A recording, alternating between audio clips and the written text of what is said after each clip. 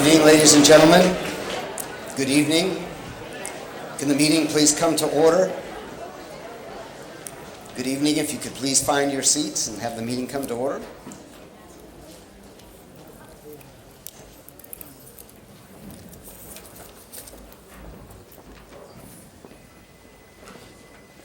Good evening, ladies and gentlemen, and welcome to Concord Town Meeting, the second night this year. This is Tuesday, April 23rd. My name is Eric Van Loon, 95 Martha's Point Road, our town moderator. I see that a quorum is present, and I do so declare. And a special thanks to those of you who are in these same seats or close to it, what seems just minutes or a very few hours ago.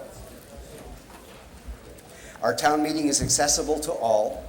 We have arranged quality, affordable child care here in the building for parents with children. We have free van transportation provided through the Council of Aging for seniors, and persons with disabilities can also have access arranged through the Deputy Town Manager's office. A few administrative reminders and essentials. As last night, the guidebook, the gold standard, is the Finance Committee report. I'm going to be using it to follow things this evening, and hope you will too. Immediately inside the front cover is the summary that shows every one of the warrant articles, what the recommendations are of the Board of Selectmen and the Finance Committee, what's on the consent calendar and what's not.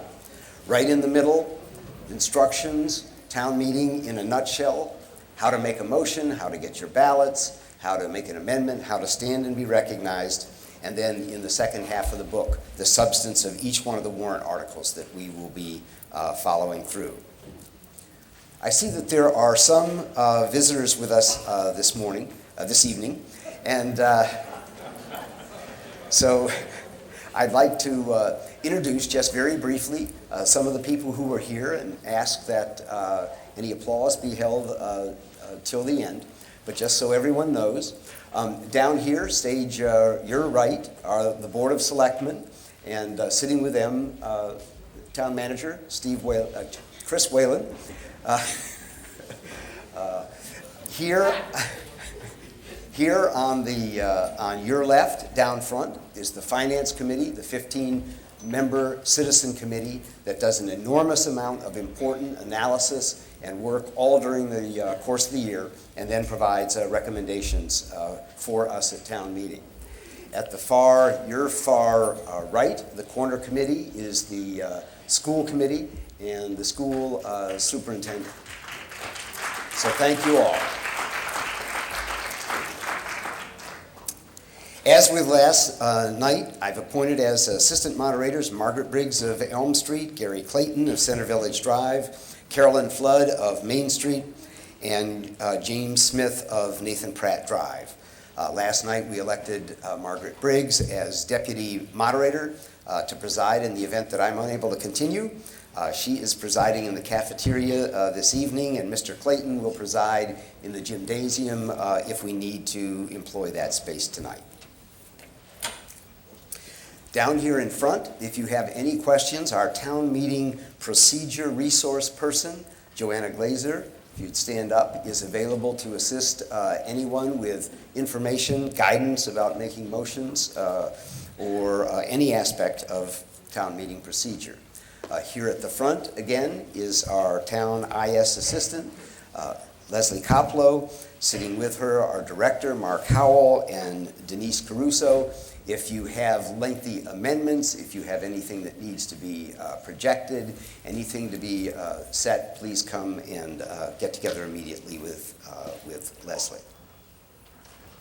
I see we have a smaller number of visitors. I do want to remind everyone that visitors need to go to the front, check in at the registration desks, get a visitor's badge, which should be worn at all times, and visitors should sit in the visitor section over there, except we've already made prior arrangements for certain town employees and school employees to sit more closely with the boards that they work with and represent.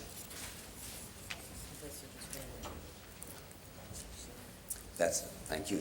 Yes, there is also at the very back of that section is additional visitor seating if that's needed.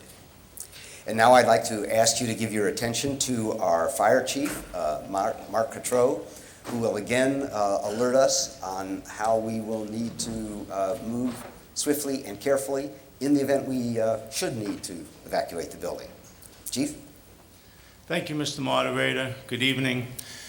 We want to have a safe town meeting, and to that end, we want to remind everybody that if you look around, you can find the exit nearest to you. That exit leads to a lobby, and in the lobby there'll be another door that leads directly outside. We have a lot of construction going on the campus, but none of it affects your way out of the auditorium, so everything that way is as it was. We also want to maintain good aisle space so we can safely get out if the fire alarm sounds. And to that end, we also want to stay off the steps to either side of the auditorium. For those who have children in daycare in the lower gym, if the alarm goes off or you're otherwise directed to exit the building, your children will exit the building also. So they'll be outside, and the way to pick them up is to go around the front, to exit the building as quickly as you can, and go around the front of the building and down to the outside of the lower gym, and your children will be waiting for you there. Have a great night. Thank you very much, Chief. Again tonight, Abraham Fisher of Hayward Mill Road will be serving as our head teller, assisted by Greg England of Martha's Point Road in the cafeteria. And in the event that it becomes necessary to take a written ballot, the counting and certification will be led by ballot supervisor David Carr. Mr. Fisher, Mr. England, and Mr. Carr are the tellers and ballot counters ready to be sworn. The tellers are. And the counters? Let me ask the tellers and counters to please rise where you are, both here in the auditorium and in the cafeteria. At the present time, we're not employing the gymnasium. Let me ask you to please raise your right hand. Do each of you make oath that you will faithfully and impartially perform your respective duties in this town meeting? Thank you all very much. Again, I want to alert everyone that in order to be a full participant, you need to have checked in and received a voting slip. Last night we had lava. In the ongoing evolution of wonderful names, this evening we have electric blue voting slips. So this evening your vote will not be counted unless you have an electric blue voting slip. So I'd ask you to keep those handy. Those will be the only things that will entitle you to vote. We also have our town council, William Leahy of Anderson Krieger, again present with us tonight to assist. A couple of quick procedural items. First, Ms. Reese moves that we take up no new business after 10 p.m. tonight, and that when we adjourn and reconvene at 7 p.m. Tomorrow evening in this hall. Is there a second for that motion? All those who are in favor, please say aye. Aye. Opposed? The ayes have it. It's a vote, and I do so declare. We concluded our work last night under Article 14. We'll be taking up Article 8 as our first agenda item tonight. But before we do that, we have a period in which we pause and pay special tribute to some dedicated public servants who have worked and served us well for a long period of time. So I would like to first invite from the school committee, Pam Gannon and Jen Mum to come to the podium.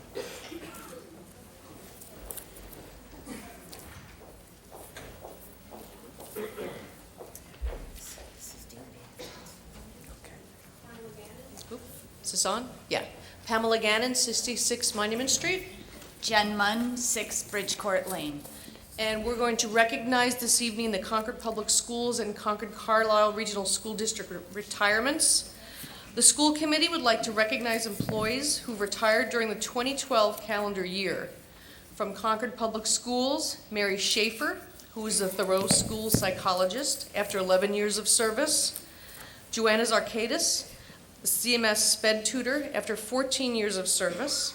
Kathy Henry, a Thoreau SPED tutor after 17 years of service. Bridget Menzie, the Concord Middle School Guidance Secretary after 25 years of service. And Polly Atwood, the Alcott Administrative Secretary after 30 years of service. And from the Concord Carlisle Regional School District, Beatrice Deloge, Spanish teacher after 5 years of service. Barbara Goodman, special education teacher after 8 years of service. Alan Weinstein, assistant principal after 9 years of service. Bob Blazewitz, technology support after 10 years of service. Al Dentino, concert band, rep band, orchestra, and jazz band director after 32 years of service. Joe Leone, math teacher after 39 years of service. And employees of both Concord Public Schools and the Concord Carlisle Regional School District: Donna Foss, maintenance, 27 years of service. David Woodward, bus driver, 14 years of service. We are grateful for their service and wish them well in their retirements.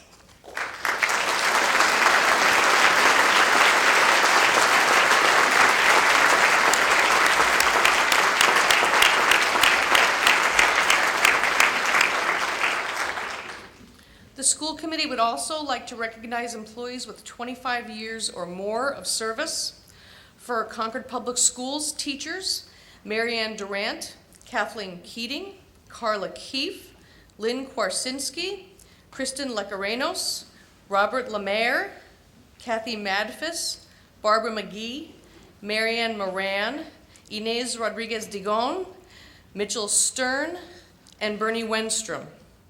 Non-instructional staff, Jim Bozak, Lori Goya, Francesca Latuca, Mary Jo Scheid, Cynthia Terrio, Bill Walsh, and Elizabeth Wilson. And from Concord Carlisle High School, teachers Jerry Moss, and non-instructional staff Claudia Delovo and Mary Zellner. And for both districts, Concord Public Schools and the Concord Carlisle Regional District, non-instructional staff Court Booth, Susan Dunn, Rocky Griffin, Ann Pike, Gary Reed, Linda Robbins, Bud Sheridan, Liz Tincati, and Bob Wheeler. We are grateful for their time and dedication.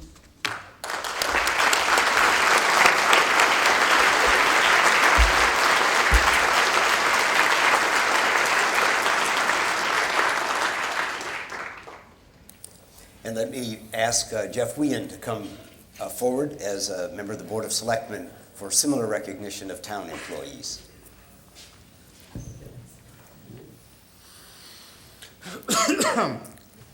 Well, Concord is fortunate to have a large number of employees who have worked for the town for many years. Some employees work year-round, others on a sporadic or seasonal or limited hours basis. Regardless of their status, we benefit from the experience and dedication of long-term staff members. Accordingly, on behalf of all Concord citizens, the Selectmen would like to express our sincere appreciation and gratitude to all such employees for their many contributions and efforts. We'd like to make special mention of the following employees, all of whom have served in the town in a regular status position for 25 years or more. At the Finance Department, Tony Legalbo and Carolyn D. At the Fire Department, Arthur St. John and David Curran, Francis Loyne III, John Bendel, John Gower, John Palmer, John Palma, Jonathan White, lots of Jonathans at the Fire Department, Mark Coutreau, Owen Neville, Peter Fulton, and Thomas Judge. At the library, Faith Chamberlain, Karen Ahern, Milda Quintananis, Patricia Pluskell, Robin Demos, Sharon McCarroll, Valerie Gay Weiss. At the light plant, Ann Brightonwisher, Eldon Jocelyn, Herbert Gent, John McGarry, Philip Connell. At the Department of Planning and Land Management, John Minty, Karen Byrne, and Marcia Rasmussen. In the Police Department, James Fortin, John Kennedy, John Skinner, Joseph Morahan, Kevin Walsh, Paul Flynn, Richard Hodgsons, Robert Capone, and Walter Waite. At Public Works, Andrew Giles, Jeffrey Caranda, John Hesdorf, Patricia Hopkins, Paul Cote, Peter Flynn, Robert Landry, Robert Mee, Robert Trainer, Thomas Ford, and Tom Manchuso. And at the Recreation Department, Dale Zippin and Dana DiStefano. And in the Town Manager's Office, Doug Marr and Laurel Landry. We please thank them for their service to the town for more than 25 years.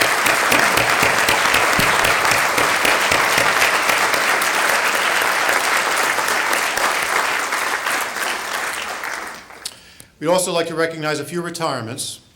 These are from regular status for the following employees. Lila Sang, who retired from the Finance Department after 25 years of service. Ann Comer, who retired from the library after 28 years of service. Enid Boasberg, who will soon retire from the library after 20 years of service. And Jeff Malisi, who will soon retire from the police department after 23 years of service. We thank these employees for their years of dedicated service and wish them well in their retirement.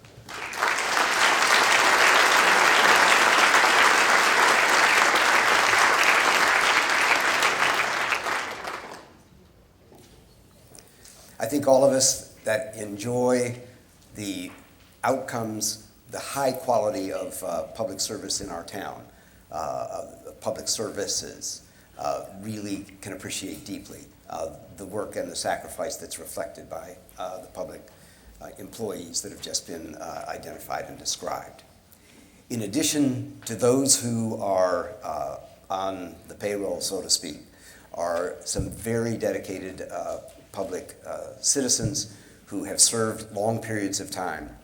I know that I think of members of the school committee and members of the Board of Selectmen as true public servants.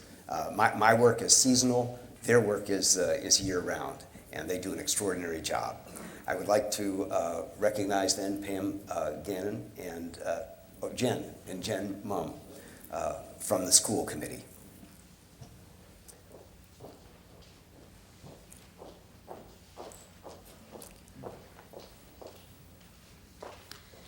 And I would like to recognize Maureen Spada from the Concord Public School Committee and the Concord Carlisle Regional School District. Maureen has served for 3 years, and in that time, she has served as chair of the Concord School Committee, vice chair of the Concord School Committee, chair of the Transportation Advisory Committee, and the Calendar Committee, all graciously and with poise, thoughtfully and fairly. For those of you who are regulars at school committee meetings or who were here last night, you know that Maureen Spada spent a significant number of her waking hours over the past year researching, analyzing, drilling down, meeting, talking about, emailing, and presenting information about transportation. Maureen led the school committee's effort to find a solution to the transportation issue. All of this, in addition to the many responsibilities she had as chair of the Concord School Committee. I have not spoken to Maureen about this, but I suspect she is terribly disappointed in the outcome of last night's meeting. What I want her to understand, and I'm going to need your help with this, is that while people may disagree on a particular policy or proposal, we all appreciate and honor the time and effort, best intentions of those who dedicate themselves to volunteer positions in the way that Maureen has to her role on school committee these past 3 years. Please join me in applauding Maureen Spada for her tremendous contributions to public education in Concord and Carlisle.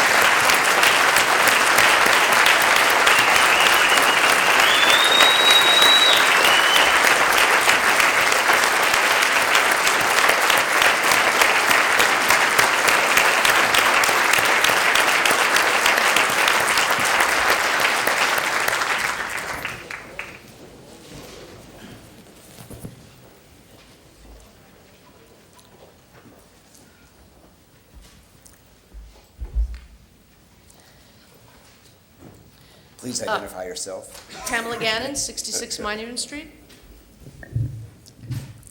I'd like to recognize the service of Fabian Fondriest for 2 terms on the school committee. Fabian grew up in Brooklyn, New York, went to Regis High School in Manhattan, and then on to Harvard College and Business School. He and his wife Suzanne moved to Concord in 1999, and they raised 3 children here. One has graduated from college, one is in college, and one is a junior at Concord Carlisle High School. Regis High School is a Jesuit school, and the goal of a Jesuit education since the 16th century is that graduates become leaders in service. By the way, our new Pope is a Jesuit. Fabian is a leader in service in the Concord community. Prior to his time on the school committee, he served on the School Advisory Council at Alcott and Concord Middle School. He served 2 terms on the Concord Education Fund as chair of the Development Committee. He helped initiate and execute a $94,000 gift to Concord Carlisle High School Science Department and set the foundation for funding that enabled the STEM Academy program there. Fabian was a Concord Carlisle youth soccer coach and is president of the Friends of the CCHS men's soccer group. He also participated in the Concord Carlisle Community Chess Triathlon for many years. Fabian's wife Suzanne told me that, on a lighter note, he continues to enjoy playing on Concord's over 50s soccer team. And I also know from unnamed sources that Fabian enjoys a good game of FIFA soccer on the Xbox with his high school son and their friends. I also heard that he wasn't that bad at it. He is a quick learner. Fabian is on the board of directors of the Deaconess Abundant Life Communities, which includes Concord's Newbury Court. Fabian has a deep commitment to Regis High School, where he served on the board for 2 terms as chair of the Development Committee, and he is currently on the executive committee of the school's Centennial Capital Campaign. Fabian is a leader in service to the Concord schools. During his tenure on the school committee, Fabian served as chair of the regional school committee, chair of the Concord School Committee, and vice chair of both. He served on the policy subcommittee and the school schedules committee, and was a member of the contract negotiation team with both the Concord Teachers Association and the Concord Carlisle Teachers Association.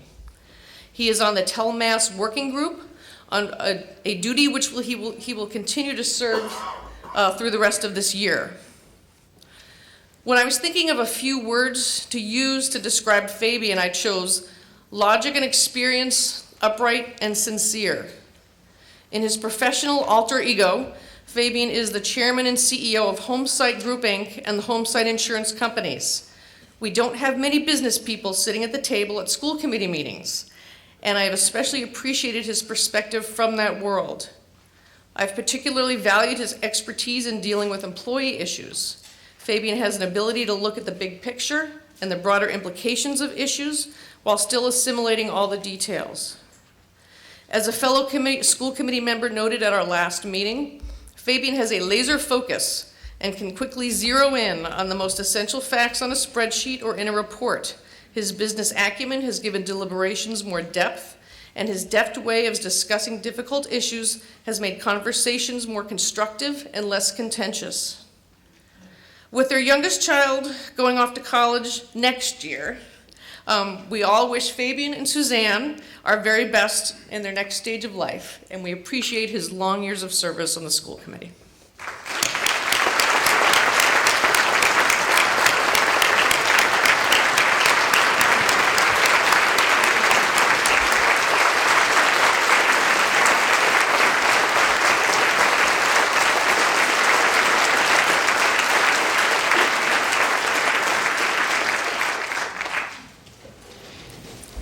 There is one additional very long-serving public servant that we wish to identify and speak about this evening, Ms. Woodward.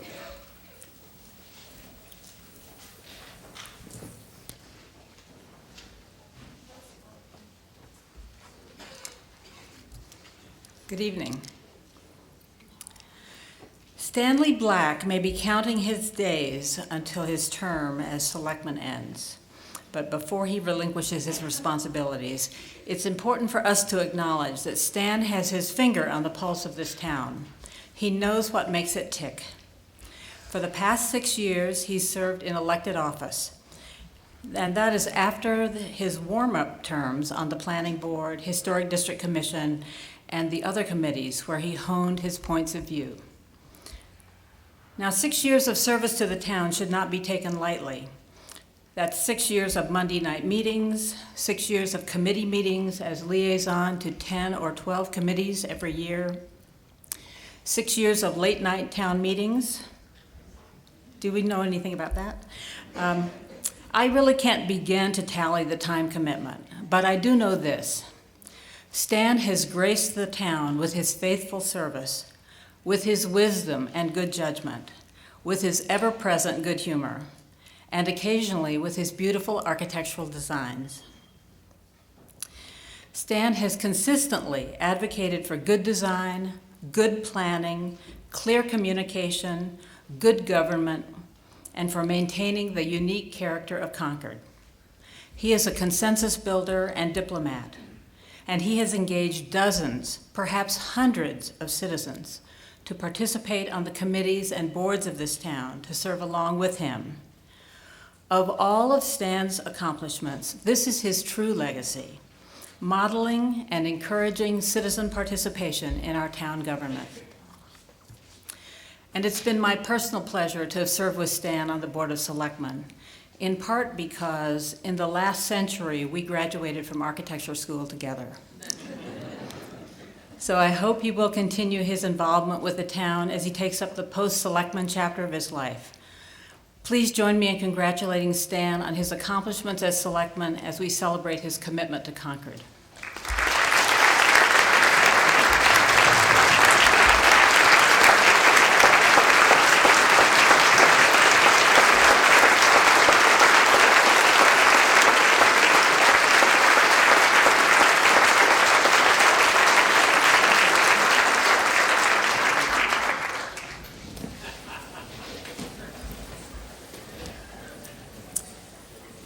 Thank you all. Thank you all so very much. And I want to start also with a thanks again to everyone who is in one of the halls tonight, and especially to those who were here last night. I think something very extraordinary happened in the history of our town. Yesterday, 985 people, almost 1,000 people, found time in their busy lives to come and risk a parking crunch and register and be part of yesterday's town meeting. 1,012, it was up from the number, so more than 1,000. 1,012. After 4 hours of very intense work and deliberation, at 11 o'clock, we still had 927 people here voting and participating. And at 11:30 and at 2 minutes past midnight when we finished, essentially every chair in the room was still filled. We had a truly extraordinary exposition, if you will, of public spirit and public involvement and public commitment to complete the work that was before us. I think that last night suggests that democracy is alive and well here in our town. Thoughtfulness is very much alive and well here in our town. Civility is alive and well in our town. And town meeting is alive here in Concord. And I trust and hope that that will be demonstrated again here tonight as we head into our meeting. So a thanks for everyone that was involved. Thanks to everyone who stayed up at home and watched on CCTV or WIQH. And we'll proceed now with this evening's work. Before we do, I do want to call your attention to our town seal here and the town motto, which is written on it, which is Quam Firma Res Concordia. How strong is harmony? We all know that we are a town of many parts, and yet part of our tradition is that we will disagree, and we'll disagree strongly, but thoughtfully and respectfully, as we did last night. And let us remember as we launch into our business tonight Let us be reminded that the passions of this moment are not always the best guide for our conduct in the future. And whenever sacrifice is required from a town meeting vote, let it be worthy of a common goal. We'll move now to our agenda items. We finished Article 14 last night, but there was a procedural motion that we take up Article 8 at that time. So I'd like to call on Maureen Spada to come forward for the presentation of Article 8. Article 8 is, Ms. Spada moves that the town appropriate the sum of $795,000 to be expended under the direction of the school committee for remodeling, reconstructing, or making extraordinary repairs and related work at various Concord public school facilities. And that to meet this appropriation, the treasurer, with the approval of the Board of Selectmen, be authorized to borrow the $795,000 under the provisions of Chapter 44, Section 7, 3A of the Mass General Laws, and any other enabling statute. Ms. Spada. Maureen Is there a Spada. second? I'm sorry. Oh. I see that there is. Ms. Spada. Maureen Spada, 65 Hayward Mill Road, Chair of the Concord Public School Committee, speaking for the committee. Thank you, Mr. Moderator. Article 8 is the Concord Public School Committee's capital request. Each year, the school committee requests funds to improve our facilities so that our schools are well-maintained, efficient places of learning for our students and our educators. This year, we request $70,000 for heating system components and paving at the Alcott School, and $70,000 for irrigation and heating system components at the Thoreau School. With the three relatively new elementary schools, we continue to focus much of our capital improvements on ensuring that the Peabody and Sanborn schools are revitalized and that they will last for many years. This year, we request $250,000 for electrical improvements to better meet our increasing technology demands, and $240,000 for roofing repairs, and $165,000 for HVAC control systems. Article 8 is the Concord Public Schools capital projects request for $795,000. Thank you for your support on Article 8.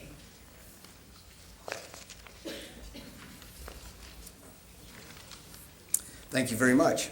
Is there discussion?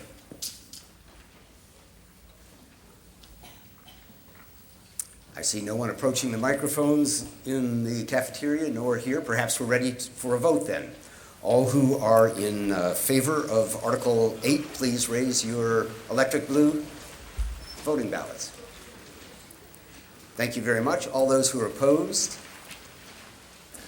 Thank you very much. This requires a 2/3 vote. I see that that is achieved in both rooms and collectively, so it is a vote, and I do so declare. We'll next take up Article number 15, which is found on page 72 in the Finance Committee report. This is a citizen petition, and I'd ask Valerie Tratnick to come forward, please.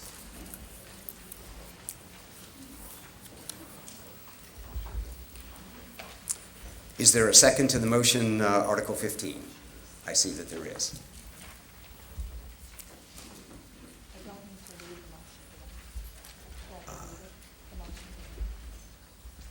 No, no.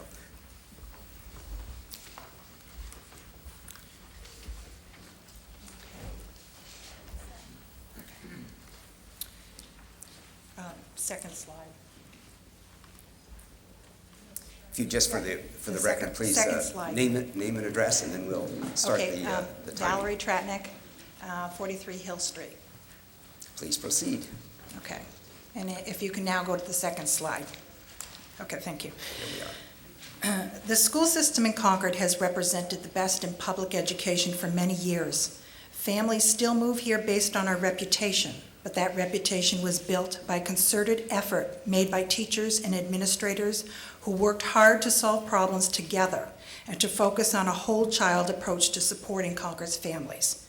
There has been a change in the way our schools are managed, and that top-down effort is dismantling a great educational system from within. Next slide. Building tensions in the community suggests there is an urgent need to examine poor decisions made by the central administration of our schools, and to consider what is needed to rebuild trust among parents, teachers, staff, and townsfolk. Article 15 is meant to open the door to real and meaningful dialogue about how our school system is being run. We, the citizens of Concord, have a right and a responsibility to send a message to our school committees if we feel the current school governance does not reflect our values or our best interests. Next slide. Our teachers are telling us something is wrong. The 2012 TEL survey was a confidential survey offered to all teachers in Massachusetts by the Department of Education. Data collected tells us there is a serious disconnect between our teachers and the administration. Has it always been this way? No. Another TEL survey was done in 2008, and it collected the required 40% response from the high school for a report to be made. And a comparison with 2012 TEL results shows a huge change in the climate of our school.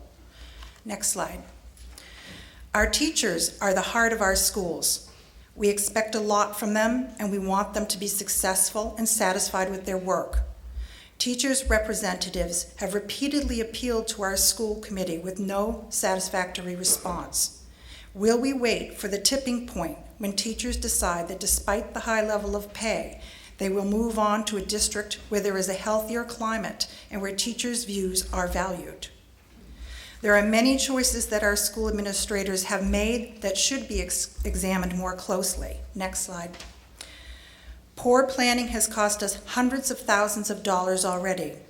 The 2010 Master Plan Committee, which included our school superintendent, left no records about why the bus depot was planned off the property. There was no consideration of the consequences of removing the transportation service from the CCHS campus. Why not? Who decided this was a good idea?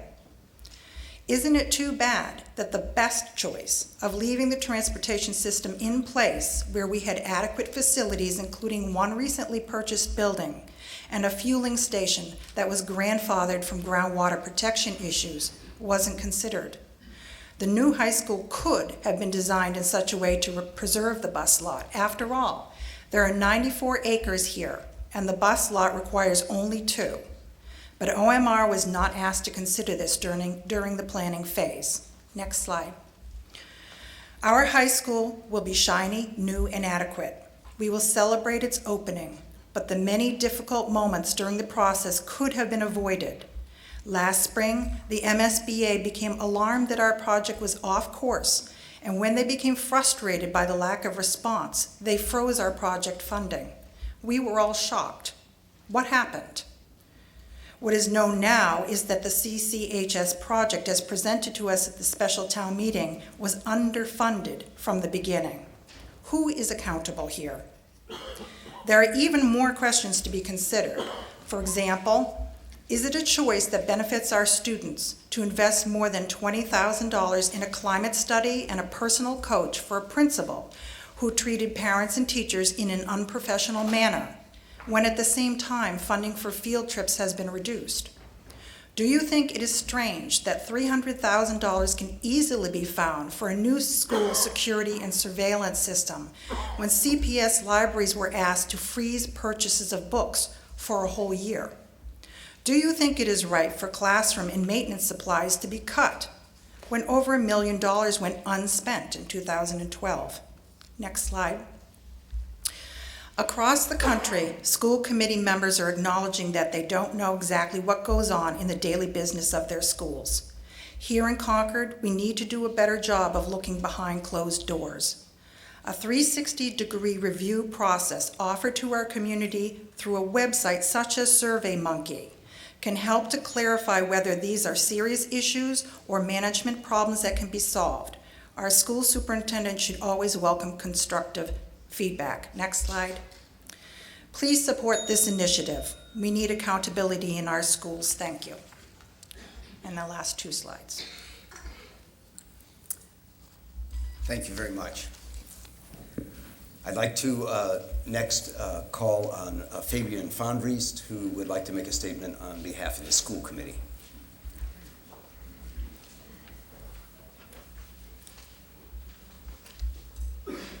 Fabian Fondress, 44 Middle Street. Please proceed. Thank you, Mr. Moderator.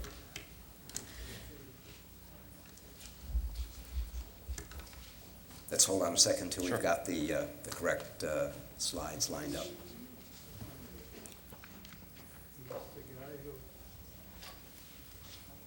Please proceed. Oops. It was there.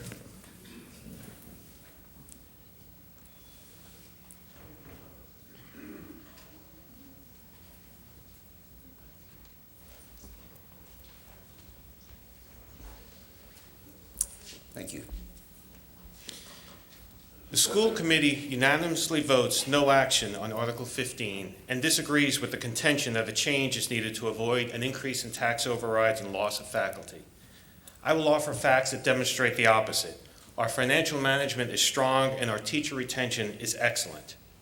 First, if you can go back a slide, John. First, this is our tax override history. It's pretty simple. Over the last 7 years, 0 tax overrides. In the 7 years before that, there were 6 tax overrides. At the same time, in the last 7 years, we have met the FinCom guideline every year. Second, our budgets. This chart shows our budgets over the last 7 years as well. And as you can see, the budget line has decreased from a high up above 5% down to a fairly level in the low 3% range over the last few years. Now, as a regional school district, we have our own bond rating from Moody's. That's the rating that Moody's assigns based on the strength of our financial management. So that's an outside independent assessment of our financial strength. We have the highest possible rating from Moody's, and we are one of only 2 districts in the state out of 37 districts that Moody rates that has his highest possible rating. Now, what does that mean for us? What it means is that we can borrow money at lower cost than other school districts. We issued a $9 million bond for the new high school in December, and with our AAA rating, we are paying an interest of 0.2%. Put this all together, no tax overrides for 7 years, stable budgets within FinCom guidelines, and a AAA rating from Moody's. That's strong financial management. Now, we are maintaining this financial strength while continuing to invest in our outstanding school system. Boston Magazine consistently ranks us in the top 5 schools in the state, and our students' accomplishments are extraordinary. To achieve all this, we must, and we do, attract and retain great teachers. This chart shows our teacher retention rate.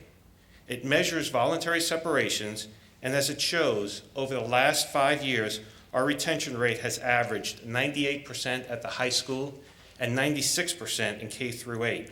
And in the most recent year, fiscal year 12, our retention rate has been above this 5-year average. We have a demonstrated commitment to hiring great teachers, investing in their professional development, and keeping them in our schools. We are proud of our teacher retention, but we are also disappointed and concerned about the TELMAS results. So let me talk about that. First, some context about the TELMAS survey. This page shows all the signatories to the survey. It includes the teachers' union, administrators, school committee, and others. These signatories all agree to the points in this slide, specifically that the purpose of the survey was not to discipline personnel, but to identify areas and needs of improvement and work together to develop strategies for improvement. In the spirit of that agreement, we worked with the Concord Teachers Association to establish a TELMAS committee to develop improvement plans. The committee includes teachers, administrators, and 2 school committee members. I am one of the 2 school committee members. We have met regularly throughout the past year and have made good progress. We will be presenting our findings and recommendations to the school committee in June. Now, on a personal note, I truly believe great teachers change lives. And I know that several great teachers have made a big difference in my life. I want to see our TELMAS results improve. And I want our schools to be a place where great teachers thrive in their most noble profession. Now, the petitioner also added a request that the school committee conduct a 360-degree review process for the superintendent. We are working with teachers to develop the new DESE educator evaluation system for next year. And that will include student and staff feedback that will be incorporated into the teacher, administrator, and superintendent evaluation process.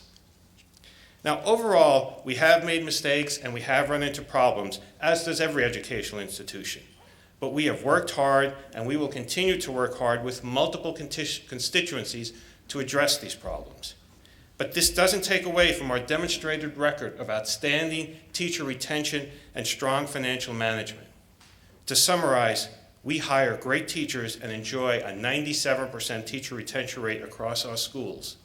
We have the highest possible financial rating from Moody's, AAA. We have had 0 tax overrides and have met the FinCom committee guidelines in each of the last 7 years. We thank you for your support and urge no action on Article 15. Thank you very much. Steve Ing will be making a statement on behalf of the Board of Selectmen on Article 15. Steve Ing, 12 Dalton Road, speaking on behalf of the Board of Selectmen. Please proceed. Thank you, Mr. Moderator. The Board of Selectmen unanimously recommend no action on Article 15. Town meeting serves as the Town of Concord's legislative branch of government, where town voters may propose, debate, and ultimately vote on motions concerning town bylaws, policies, and town expenditures. Article 15 concerns itself with none of these. The Board of Selectmen considers what is proposed in Article 15 as inappropriate for this forum. Town meeting is not the proper venue to question, evaluate, or censor any town employee, elected official, or committee's decisions or performance. The Board of Selectmen unanimously recommend no action on Article 15. Thank you. Thank you very much. So the floor is now open for discussion of Article 15. I see a speaker at microphone 3. Please identify yourself. Good evening. My name is Pat Sinnott, 228 Oak Hill Circle. Please proceed. I served 6 years on the Finance Committee late last century. Early in the new millennium, I served time, 6 years, on the school committee. I worked in the trenches. Some of you may recall how loved the school committee was when I was a member. Despite our regular and frequent Proposition 2.5 overrides, I'd like to share my perspective with those who are considering voting for Article 15. Like you, I've been sometimes baffled and frustrated by the actions of the schools in the recent past. But let's step back for a moment. The schools shine brightly and bring us all great credit. I know nearly everyone on the school committee and in the school administration. Without exception, they work very hard and are student-centered. Running educational systems is even more complex now than it was a mere decade ago. The Concord schools are run well and serve the citizens and the children of our town very well.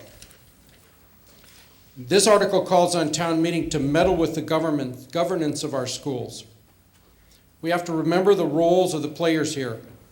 The school committee sets policy, hires our superintendent, and approves budgets for town meeting. And the school superintendent provides leadership, often top-down, in operational matters. Town meeting approves budgets and approves major non-annual budget expenditures. We are fortunate to be able to elect our school committee. The election is the appropriate place to guide school governance, and that's our role as citizens. Please vote no on Article 15. Thank you very much. We'll go next to microphone 1, and then 4 and 2. Ann Hayden, 342 Sudbury Road. Please proceed. I would like to speak in support of Article 15. Our school system has many problems. One of them is what is happening at Thoreau School. My 3 daughters attended Thoreau School in the 1990s. It was a wonderful place with a dynamic mix of happy and engaged children, thoughtful and caring teachers, and an involved parent body. No one felt threatened, muzzled, questioned, or devalued. What has happened? It seems like before our eyes, every part of that school community has changed, and not for the better. This situation has been 3 years in the making. Thoreau parents have been expressing their concerns at school committee meetings, in letters to the administration and the committee, and finally in the local paper. But little positive change has happened. Changes need to occur now, before this school year is over, to stop this downward slide. I believe that the principal currently at Thoreau needs to be removed and assigned to another job. An interim principal from outside of the system needs to be hired, whose major responsibility will be to bring the school community back together, and any teacher disciplinary actions should be put on hold for 1 year, and then a reassessment of the situation should be done by the interim principal. Normally, this would not be an issue that would be discussed at town meeting, but the situation at Thoreau School has gone on far too long. Concord schools are our schools, paid for with our money, and we need to make sure that our goals and expectations are being carried out. A yes vote on Article 15 is one way that town meeting can send a message to the Concord School Committee that it needs to take action now to bring about positive changes in the culture and environment at Thoreau School. Thank you. Thank you. We'll go now to microphone number 4. Chris McKinney, 293 Hayward Mill Road. Mr. McKinney. Mr. Moderator, thank you. I don't think the issue here tonight is the quality of our schools. Everybody recognizes that's why we moved here. They're exceptional, and I think what makes it exceptional is our teachers. So I don't think there's any issue with anybody arguing that. With regards to our finances, I do take a little bit of an exception of how happy you are congratulating yourselves of meeting our guidelines. Everybody in Carlisle should be sending us Christmas cards, because as their enrollment declines, we're picking up a larger and larger portion of the budget, and our school administration decided to kick $175,000 OPEB liability down the road. Now, I guess that's value engineering. That's not a cost that's saved. That's a cost that's pushed off. So everybody here in Concord is going to have to pay more of that number. Each and every year for the next 5 or 8 years, Carlisle's share is projected to be lower. So meeting guideline means you didn't save money, you pushed off a responsibility to some later year that's going to cost Concord residents more money. So I hope everybody here realizes that's the level of financial management that we're dealing with. Second, a member of our finance committee last night made a presentation and asked the question, why are we receiving arguably lesser results costing us potentially $4 million more? And your answer was, well, because that's the way we always do it. That's essentially your answer. That's the way we always do it. Well, I'm not sure that's the way we always do things is the correct answer.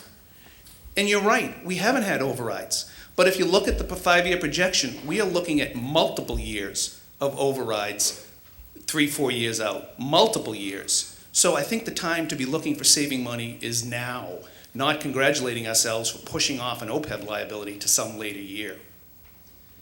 Completely different comment. I compliment the recognition of the employees that have served our town well, one of which was a teacher at Thoreau who's been here, as you mentioned, many, many years. I understand he's now under a potential hearing for his performance. How is that possible that you recognize him and he is now under disciplinary hearing? Thank you. I vote pro 15. Thank you. We'll hear from microphone number 2. Thank you. Maureen Spada, 65 Hayward Mill Road, Chair of the Concord Public School Committee, speaking for myself. Many school and town staff make decisions as part of their jobs that are complicated and may be viewed as unpopular. They should not be subject to a review of their performance at town meeting because citizens disagree with their decisions. If Article 15 is passed, I believe that it sets a precedent that any town or school employee could be subject to this type of review at town meeting. I encourage all past and current board and committee members to consider that if this passes, next year it may be the staff member that you work closely with who is brought before town meeting for this type of review. I applaud and I thank our school administration for their courage to make complicated and sometimes unpopular decisions, and I strongly urge a no vote on Article 15. Thank you. Thank you. I do want to acknowledge there's a person standing at the microphone in the cafeteria, and just so the cafeteria knows, 12 people were standing here in this room before anyone went to the microphone in the cafeteria, so we're going to stay here for a while longer. Microphone number 3. Dan Friedman, 230 Old Pickard Road, Concord, Mass. Please proceed. Thank you, Mr. Moderator. From last night's discussion, at the end, I can say that my brain was thoroughly confused by the facts, but unfortunately my mind was not made up. However, it was clear to me that the sentiments embodied in this vote that we're about to take were clearly expressed, forcefully expressed, and at least from my perspective, were quite heard. I don't think that the article, as several have said here, is the right way to proceed, aside from the fact that whether it's actually the correct thing from town meeting to be discussing. Rather, I feel it's most constructive for us to move forward with transparency, civility, and respect for the dignity of all and by all. And I hope that come next year, we'll be able to have a different tenor at town meeting.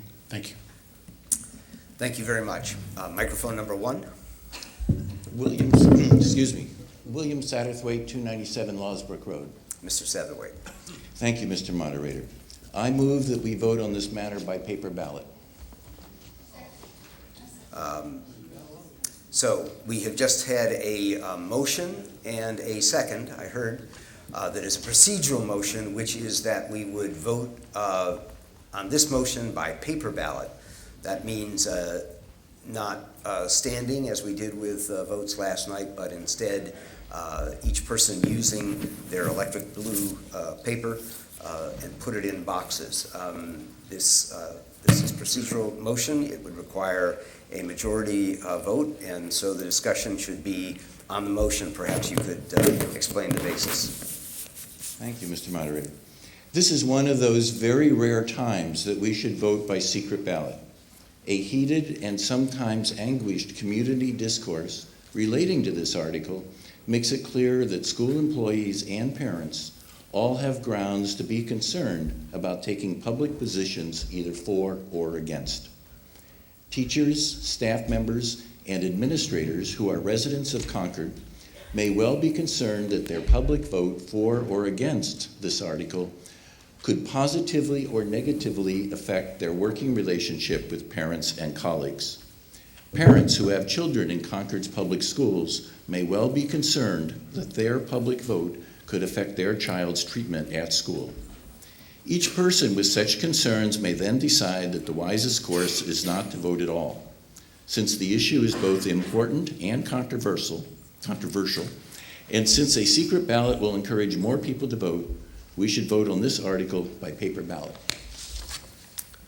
Thank you very much. So we have a procedural situation. I know a number of people were standing at the microphones, I believe, prepared to speak to the main motion. But the way that this works is further discussion at this moment needs to be on this procedural motion. So is there anyone either currently standing at the mics, please keep your positions in line, who would like to speak to this motion, which is that when we do conclude discussion here at town meeting, that the manner of voting would be by secret ballot. I believe Selectman Jeff Wien would like to speak to that. And before you do, can I just ask the assistant moderator in the cafeteria to ring up whether there's anyone standing in a microphone there. Please proceed, Mr. Wien. Jeff Wien, 100 Garfield Road, speaking for the Board of Selectmen. I guess some of the reasons cited to have a secret ballot or a paper ballot might be also reasons why this public forum might not be the appropriate place to discuss this issue. But as a policy matter, the Board of Selectmen does not favor secret ballots. I don't think we've ever recommended a secret ballot to this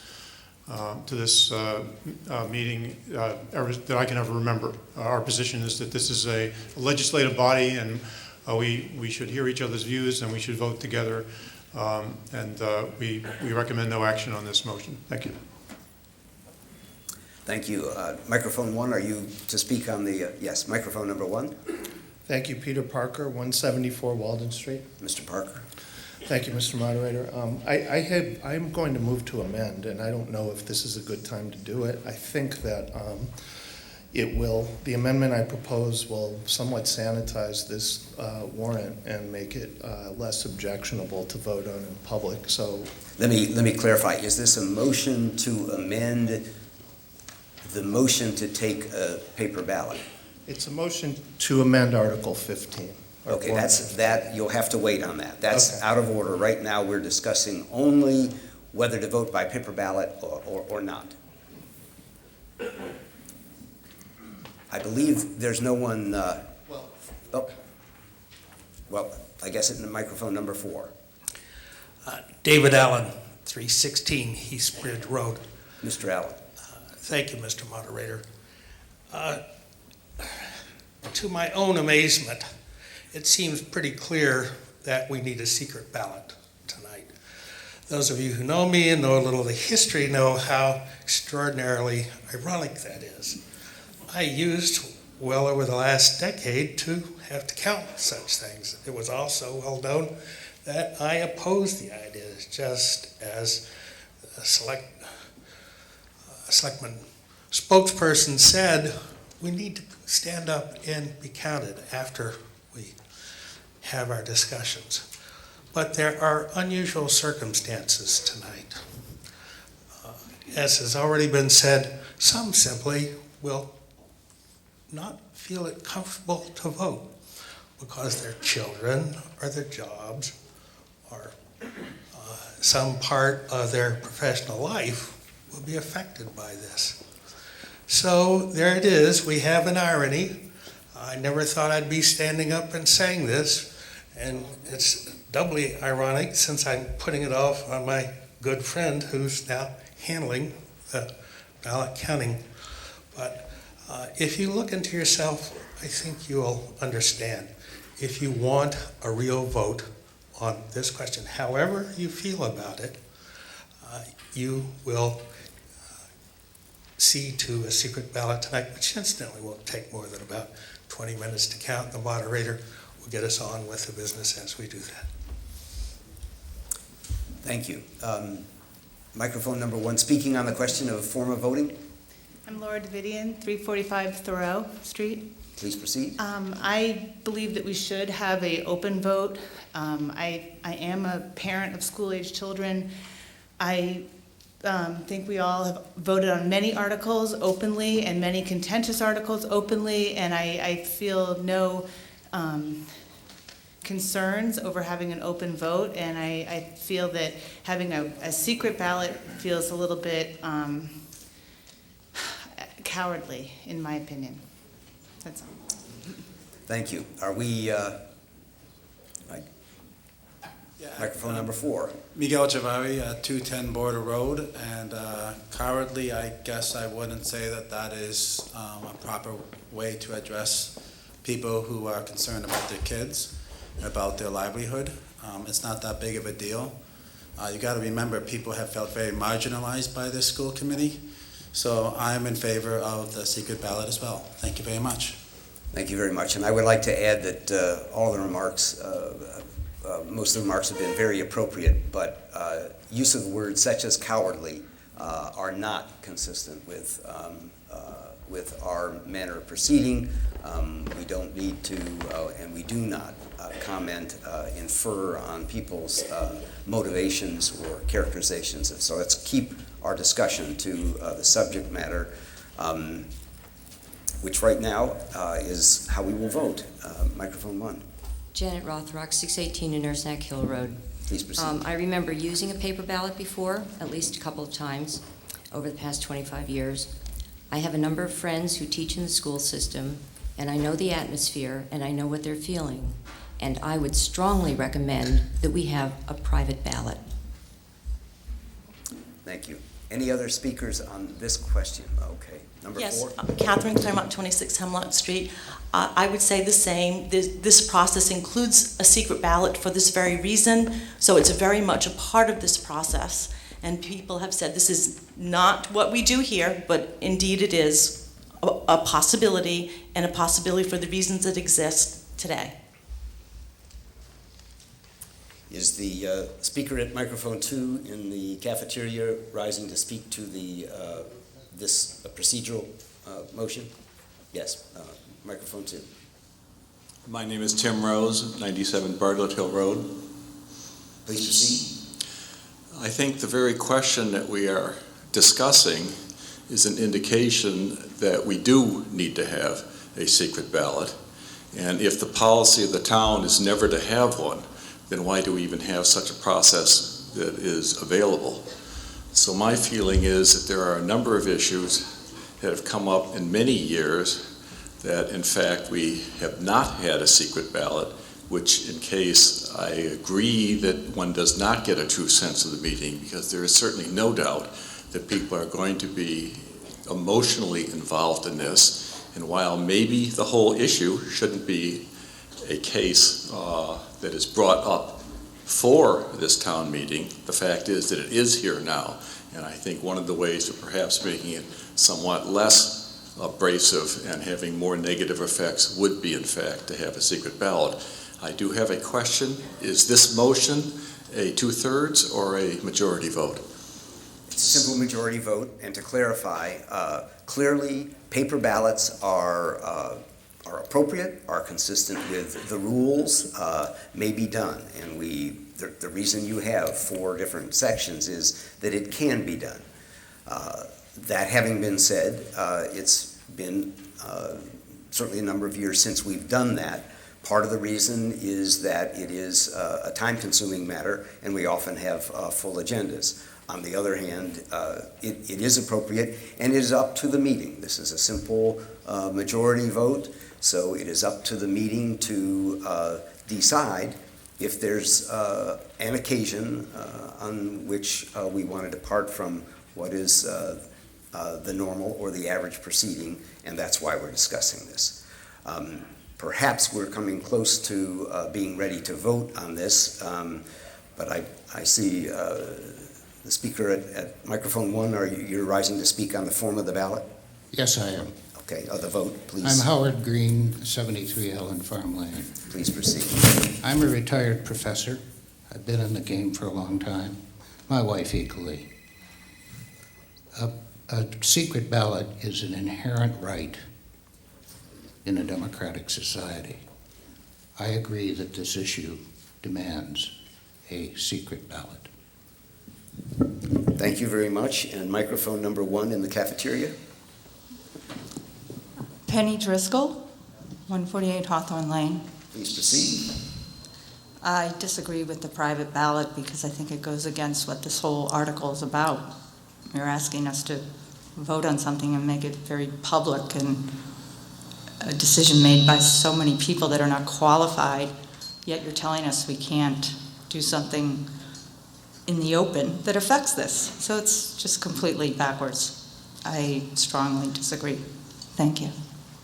Thank you very much. We've now discussed the form of the ballot for 11 minutes, and perhaps we're ready to decide which way we shall vote. So we have a procedural motion before us. The motion is that when we come to the conclusion of our discussion on Article 15, we should vote using written paper ballots that happen to be electric blue in color tonight.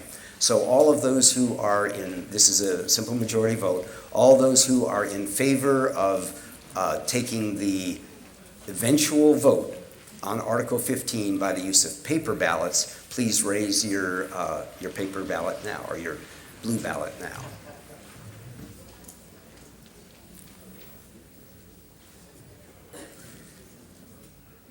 Thank you very much. All who are opposed to using paper ballots, please raise yours.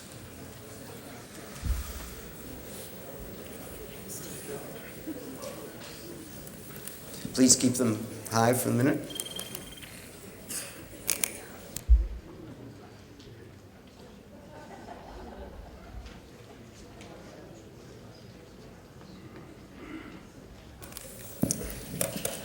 It's a very close vote. believe that it passed, but we want to take a revote and, just a minute.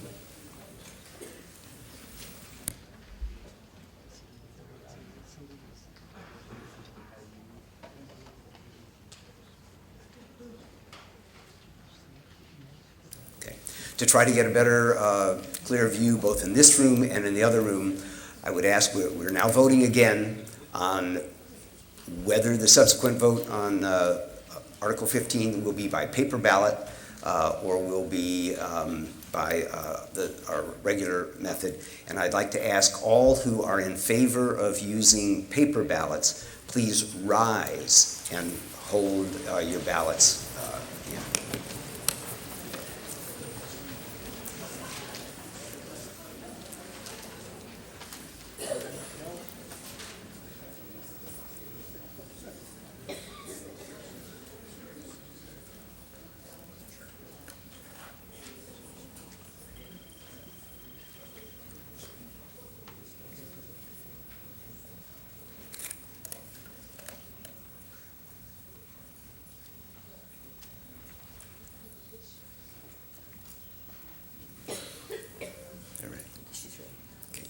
Thank you very much. All who oppose the procedural motion to take the ballot, please rise.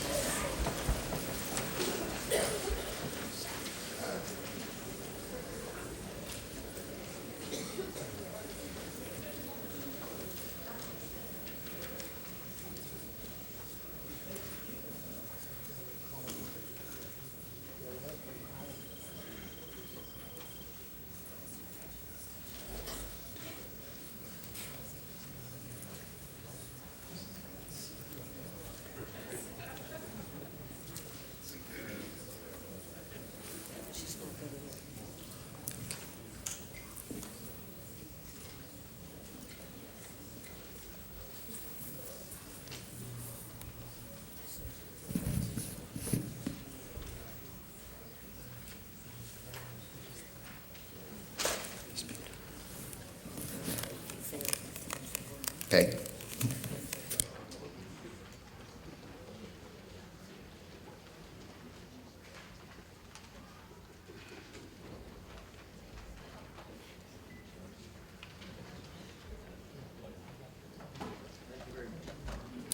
Thank you very much.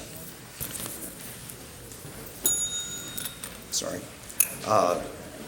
A closer vote in the cafeteria than here, but the procedural motion has received a majority vote, and I do so declare. So at the conclusion of our discussion of Article 15, the method of voting will be by paper ballot, and we will, when we do that, we will continue with the business of the meeting, and while we take up other business while the ballots are being counted. So now we are back on the substance of Article 15, which is the resolution urging the Concord Public School Committees to make positive new changes and with a number of other elements in the resolution. Let's go to the cafeteria, microphone number 1. Beth Holmes, 211 Stone Root Lane. I'm currently the president of the Concord Carlisle High School Parents Association, and I'm speaking tonight on behalf of the Executive Board of the Parents Association. The Executive Board does not support this petition. In our experience, the school administration has worked diligently to represent the citizens, and more specifically, the students of our communities. We feel that this petition article is not only an inappropriate way to address questions and/or concerns related to our school administration, but it brings the issue to town meeting, which we believe to be an inappropriate forum for reviewing the performance of any town employee. We are being asked to do an impossible task. Town meeting is being asked to micromanage the school administration. Town meeting is not equipped to render any kind of reliable, comprehensive, reasoned, non-political evaluation of any town employee, pro or con, regardless of how impassioned people may feel about particular employees, their policy choices, or their decisions made in the course of carrying out their positions. It seems to us that those kinds of evaluations belong in the hands of our well-informed Board of Selectmen, elected committees, or department heads. This petition article is divisive and counterproductive, and we, the CCHS Parents Association Executive Board, do not support it. Thank you.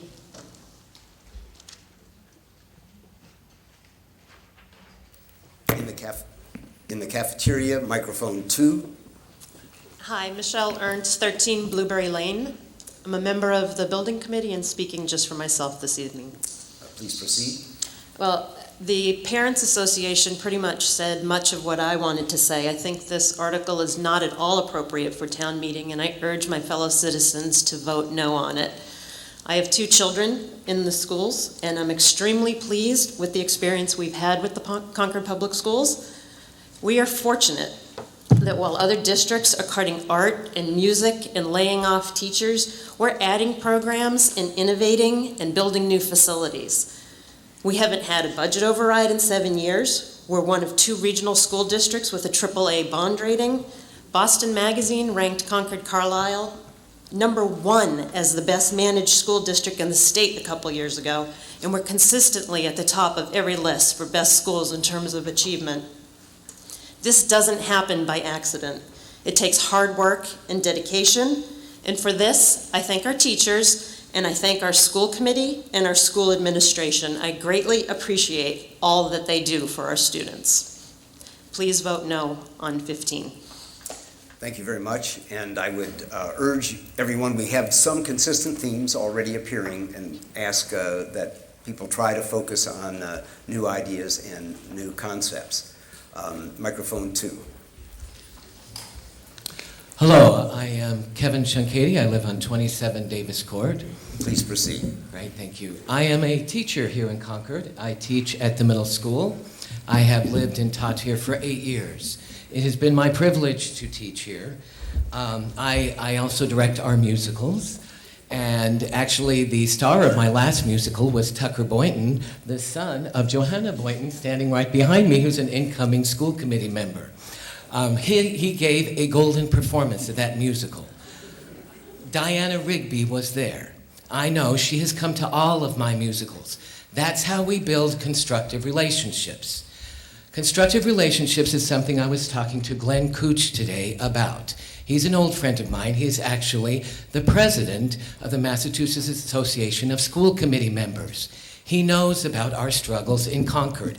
I asked him, what do other communities do to improve the relationships between school committee members and teachers and the administration? He said there has to be a long history of constructive relationships, and there has to be reasonable and rational leadership. So I would like to make 2 recommendations here quickly. One is talking. There is an erroneous belief that teachers and school committee members cannot talk to each other. I spoke to Glenn Cooch about this, and he said that is not accurate. In fact, he said that there is nothing that precludes open and informal contact as long as it doesn't interfere with contract negotiations. None of these school committee members know me. I have been here 8 years. I don't know them. I talked to teachers today. They said the last time a school committee member came to talk to them at CMS was 10 years ago. I will spearhead any effort to get a better relationship, a better dialogue between teachers and school committee members. Secondly, on trust. I believe that in terms of building trust and building better relationships, as part of the executive committee for the union, I've been elected to that, I am going to propose at the next general membership meeting that we have rotating leadership for the union, so that you guys know that you are talking to more people than just the same leaders. I will continue that talking and relationship with them. I hope they do too. Thank you very much. Thank you very much. Microphone number 1. And let me say, I see that there are a number of people standing at the mics in the cafeteria. We have way more than a dozen here, so we're going to stay in this room for a while. Microphone 1. Louisa Posher, 139 Jenny Dugan Road. Please proceed. I've been participating in town meeting for 11 years, and this is the article for which I've been the most worried about the direction of the discussion. I'm not sure that this article feeds healthy debate and decisions. I believe, I'm sorry to repeat what other people have said, but I believe town meeting is not the place for this type of article. Whatever your feelings are about the school administration or the school committee, this article is not the right way to go about addressing the issues. We have elections, there are processes in place for personnel issues, and that does not include town meeting. If we go down the road that this article is leading us, town meeting could become a place for people to air their grievances against any decision made in town by any board or employee, instead of a meeting that efficiently legislates articles. Whatever happens with this article, it is non-binding, which means there is no action required, even if it passes. I have 2 kids in the school system who have had wonderful teachers and a good overall experience. Our elected school officials and our paid professionals deserve to be treated better than the intent of this article. Thank you. Thank you very much. We're going to go to microphones 2, 3, and 4 in this room, and then we'll go back to the cafeteria. Microphone number 2. Joanna Boynton, 72 Chestnut Street. Please proceed. Thank you, Mr. Moderator. For me, last night's town meeting was very disheartening. It is very disheartening because, in my opinion, much of the evening's discussions surrounding the school-related articles was about winning, not about what was in the best interest of our kids. And I think we're here again. Concord is known for its democratic system of government, its unique legislative process, and its robust debates. And I'm very proud to be part of that.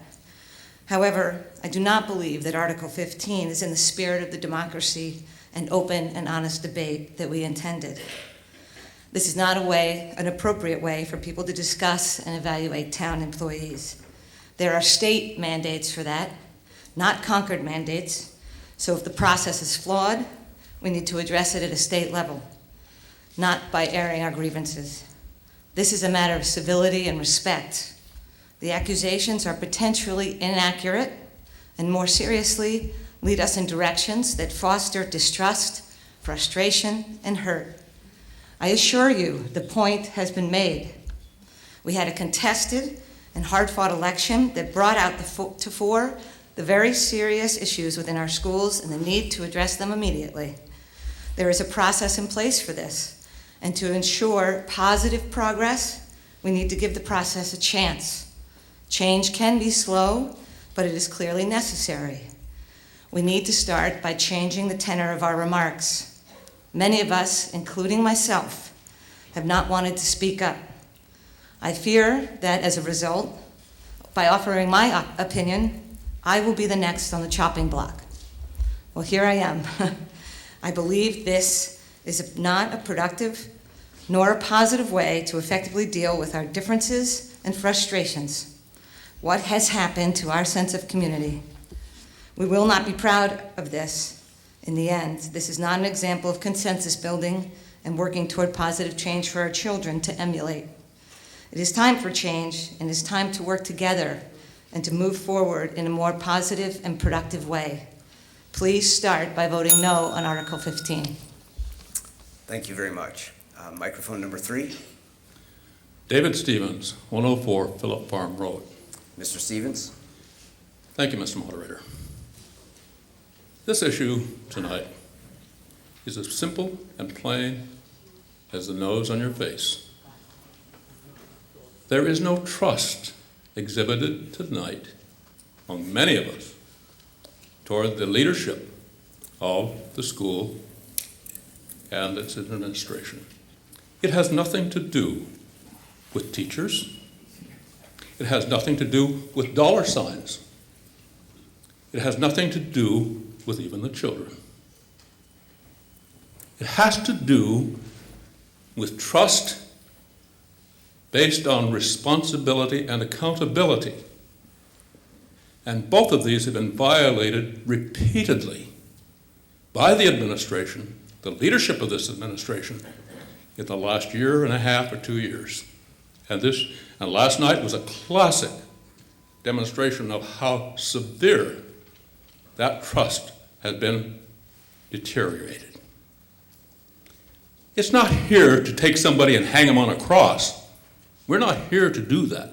We're here to be accountable. And if this town meeting ever gets to the place where it cannot hold its own members or those who are in responsible positions accountable, we might as well pack it in. We call ourselves the legislative body. What do legislators do? If we violate laws, you and I, we're held accountable. If I break faith with my friend, I'm held accountable. And I'm responsible for doing that. And if the school administration elects to be high-handed, obtuse, and otherwise unresponsive to the demands of the people who pay their way, and they have 70% of our budget, and we don't hold them accountable, I say, we are seriously misled. Sorry for the overrun. Thank you. Microphone number 4. Yes, Miguel Chavari, 210 Border Road. Please proceed.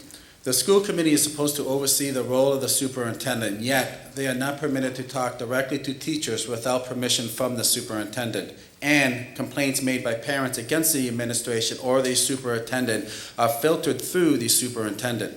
How can the school committee reasonably oversee the administration and stay current on all issues concerning the schools if the only source of information is from the superintendent? The school committee should have absolute unfettered access to teachers, parents, and residents so it can make informed decisions. Costs go unchecked and priorities become scrambled without proper oversight. The administration tells teachers that there is limited money for office supplies, such as color ink for printers, which cost about $100 each. Conversely, it engages ropes and grays to attend yesterday's meeting, which, billed at the firm's usual rate, could cost taxpayers about $6,000 or around 60 cartridges, print cartridges. Now, it's not unreasonable for the school committee to have their attorney present at the meeting, but it is unreasonable that we pay them $835 an hour. The town administration, on the other hand, wisely negotiated its attorney's fees at $295 an hour. As pertains to the trade-off between $6,000 in town meeting legal fees or 60 print cartridges, if the school hired the town's attorney, the savings could fund both its legal representation while still budgeting for 40 print cartridges. Apply this type of oversight over the entire school budget and we could significantly reduce our cost per student and perhaps bring it in line with surrounding towns.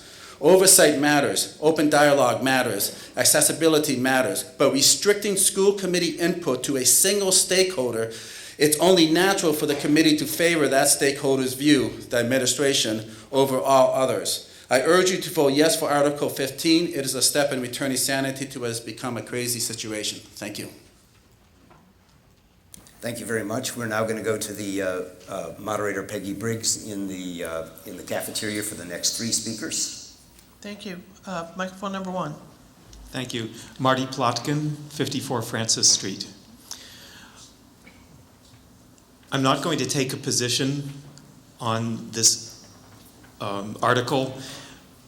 I just want to observe that the fact that the article is being brought and argued in the way it is seems to my ear, as somebody whose children are long since out of the school system, that as if there is something going on here, and I would just want to encourage the school committee and the school administration to breathe deeply and listen without defensiveness and try to find ways to engage in conversation and reduce the temperature of what's been going on in the town.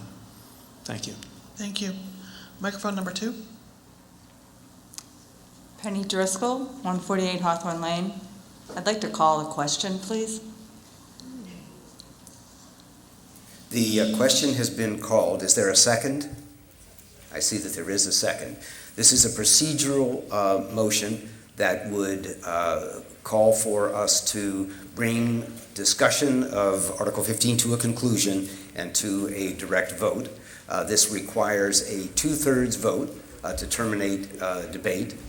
And I would ask, so we're voting now procedurally on whether to continue discussion of Article 15 or whether to come to a vote. So all those who are in favor of terminating discussion at this time and coming to a vote, please raise your colored voting slips. And please raise them high. As I say, this is a 2/3 required.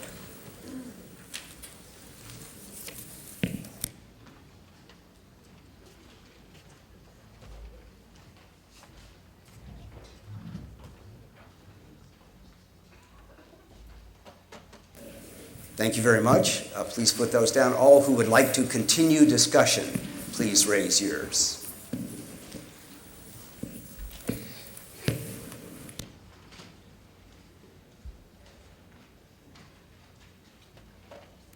Thank you very much. 2/3 vote is achieved in the cafeteria and 2/3 here. So the body has voted to conclude debate now and to come to a vote on Article 15. Article 15, again, the substance. Point of order at microphone 3. Please identify yourself. Peter Parker, 174 Walden Street. Mr. Parker? There's Article 15 printed in the warrant. That's 3 unnumbered paragraphs followed by a single line. The slide doesn't match it, and I'm wondering what we're voting on. There are 4 or 5. Thank you. Yes, I wanted to clarify that. The warrant, of course, alerts us to what the general subject matter are that will be taken up at town meeting. Then individual motions are crafted under the warrant articles. Very often they are narrower or they may be different. In the warrant, it may say this sum or any other sum, or take this action or any other action related to thereto, but in the motions have to be narrower. So we are voting on the motion as it appears on the screen, and in the handout that was provided. It has 4 bullet points. Number 1 is that the town urges the school committees to make positive new changes in central administration. Number 2 is that the school committee is urged to carefully examine the top-down leadership style and address the TEL results. I'm paraphrasing. Number 3 is that Concord voters request that the school committee address problems that are the result of poor planning, fiscal mismanagement, and failure to communicate. And number 4 is that the town requests that the school committee employ an annual 360-degree review process. So we are voting now on the motion with those 4 points as it appears in the handout and as it appears in the screen. The procedure is as follows. We will be using the electric blue, these blue sheets. Everyone, if you are a member of the ballot counting crew, I would ask that you please leave now and go to the ballot counting room. Take your ballot slips with you. All the doors to the cafeteria and to this room should be closed. No one may leave or enter the rooms during the voting period. Every voter needs to be in a seat. And for this vote, we're going to use the ballot at the very bottom of the blue sheet. So it says ballot number 1. It has squares. So ballot number 1 at the bottom, and you'll need to tear the sheet of paper with squares, and you should check either yes or no for Article 15. Please, when you have voted and have your slip of paper, fold it only once. Please fold it once to expedite this process. Yeah, tear. Maybe we should take a minute and fold and tear. It is not perforated.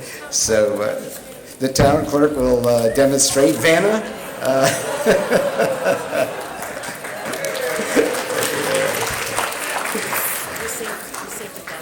Yes.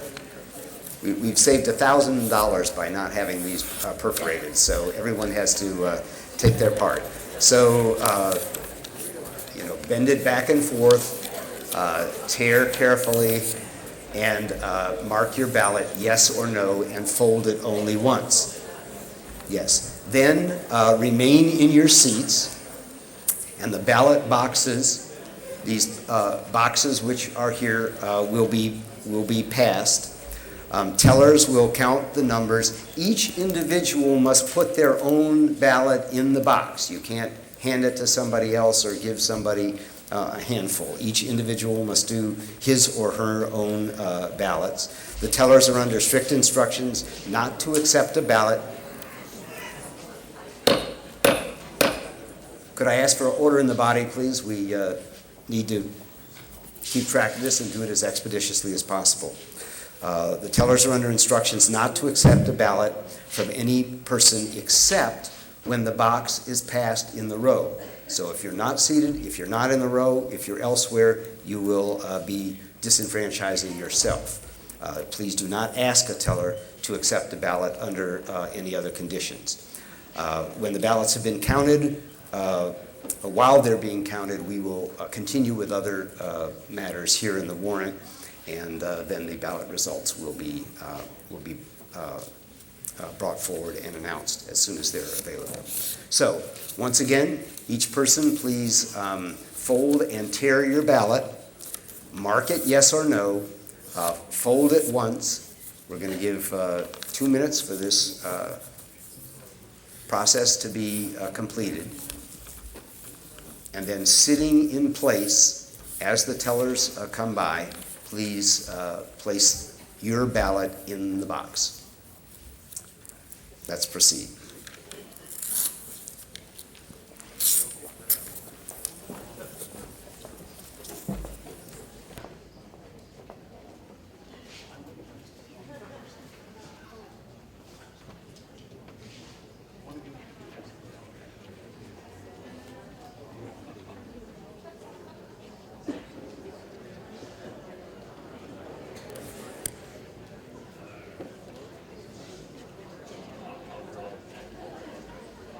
The moderator, excuse me, if that,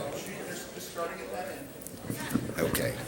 The moderator and the clerk are going to set a good example by putting ours in the box by ourselves.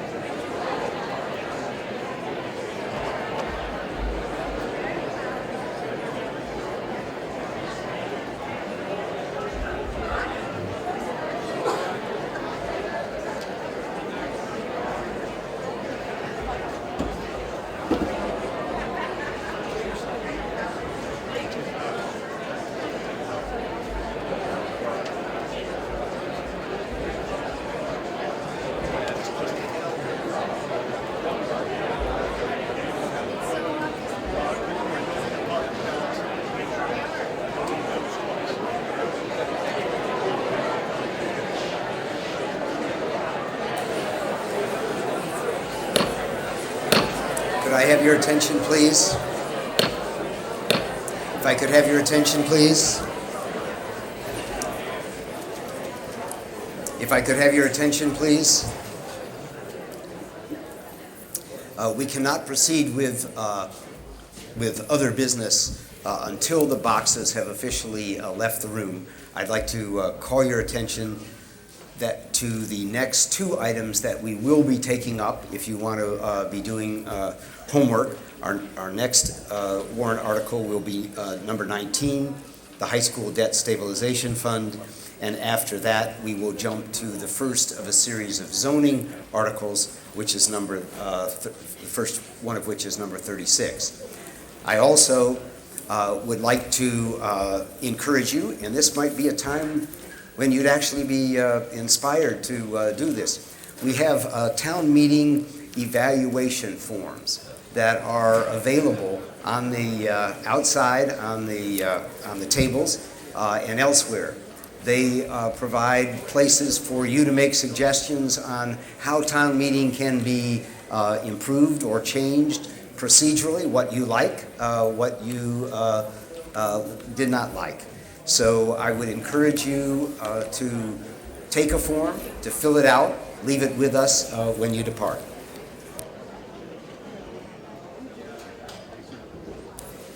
And can I remind everyone, please, do not leave the room until after the boxes have left the room. And I believe we're close to concluding the process, but not quite.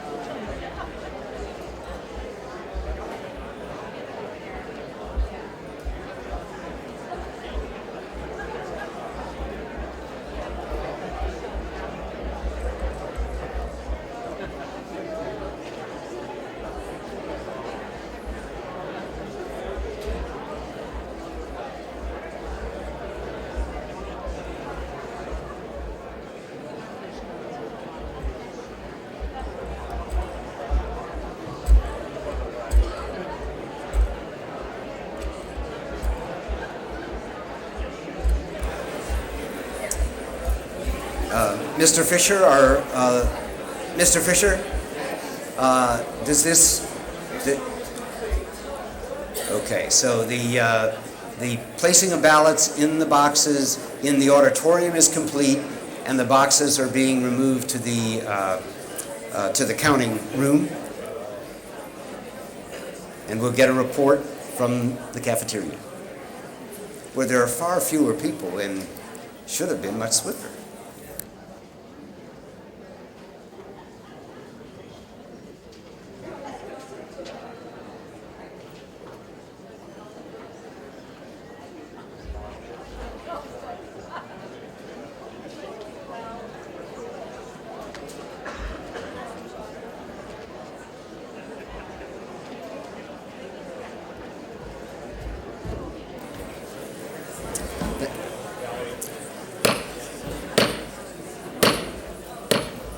If the meeting would please come to order. So we have concluded the process of marking and collecting the ballots on Article 15. They're being taken by the ballot supervisors to the counting room. They'll count them, certify them, and I'll be announcing the results as soon as they are available. In the meantime, we will proceed with the work of the meeting, and as I indicated earlier, our next warrant article will be Article number 19, the High School Debt Stabilization Fund. It'll be presented by Finance Committee Chair Lynn Salinger. Ms. Salinger moves that the town appropriate the sum of $750,000. Could I have your attention, please, from the certified free cash balance as of June last year, and that the treasurer transfer the funds from the high school debt stabilization fund at the earliest opportunity following the conclusion of this meeting, and further appropriate the sum of $230,000 from the high school debt stabilization fund to be expended under the direction of the town manager to pay a portion of Concord's debt service assessment due during the coming fiscal year on bonds to be issued by Concord Carlisle Regional High School District for the new high school building. Article 19. Is there a second? I see there is. Please proceed, Ms. Salinger. Thank you, Mr. Moderator. Lynn Salinger, 75 Pleasant Street, Chair, Concord Finance Committee. The motion under Article 19 proposes two actions relative to our high school debt stabilization fund. The first is to appropriate $750,000 from free cash, otherwise known as the unreserved fund balance of the general fund, to be added to the stabilization fund. So we're putting money in.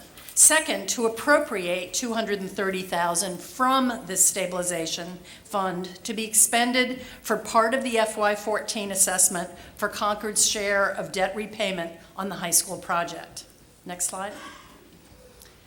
The Concord Town Meeting established this fund at the November 7, 2011 special town meeting with an initial funding of $2 million. The strength of the town's reserve position has enabled us to set aside funds for this specific future use over several years, beginning in FY14. The continued strength of the town's reserve position allows us to propose a further $750,000 addition to the fund. We are also recommending a $230,000 appropriation from the fund to pay for part of the FY14 debt repayment on bonds that will be issued by the regional school district next month. Slide 3, please. As shown on the slide, and on page 41 of the Finance Committee's report, our plan is to draw from this fund over a 4-year period so that the tax increase required to finance the high school project will rise more gradually and predictably. For each of the next 4 years, the debt approved by voters at the November 15, 2011 town ballot will require a tax increase of just under 1% per year, increasing at a steady rate as shown in our 5-year forecast chart on page 22 of the report. When all of our 2 towns' high school construction borrowing is bonded by June of 2017, about $64 million in all, Concord's share of the debt repayment will represent about 3.7% of Concord's average tax bill in FY18, consistent with the forecast made 2 years ago. Final slide.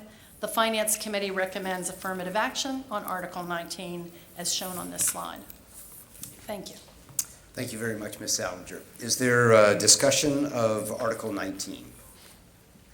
At microphone number 2, please. Ruth Lauer, 100 Kais Road. Ms. Lauer. Could Ms. Salinger clarify why we have to do this in 2 movements? Could we not directly use some free cash? Does the free cash have to be moved into before it can be moved out of? Tony, Thank you. Mr. Legalbo will correct me if I'm wrong, but yes, every movement in and out requires an official vote of town meeting. Further clarification.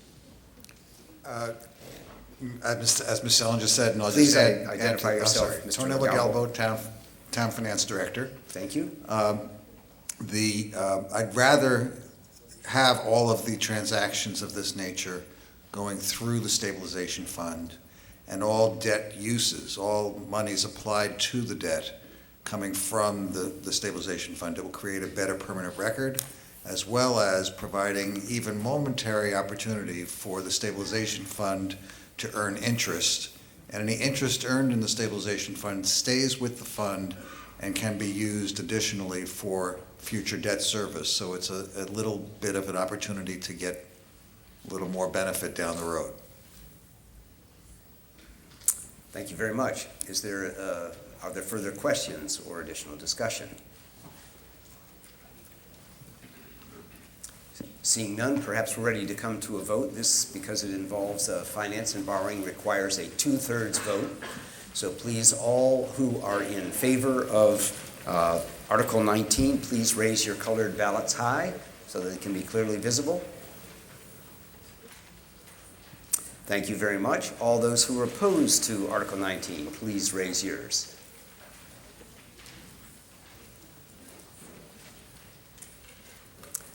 I see that it's near unanimous in both rooms. It clearly has well beyond the 2/3 required, so it is a vote, and I do so declare. We will next move to consideration of a group of articles having to do with our zoning bylaws. As I indicated last night, we have a 140-page book of Concord bylaws and zoning bylaw specifically. And the planning board is the organization that works on our behalf to deal with that. As when I introduced people earlier this evening, the table at your far right was occupied by the school committee. It is now occupied by the planning board members, and we'll be moving now to Article 36, which is found in the Finance Committee report on page 83. And I'd like to introduce Mr. Kratsley for Article 36.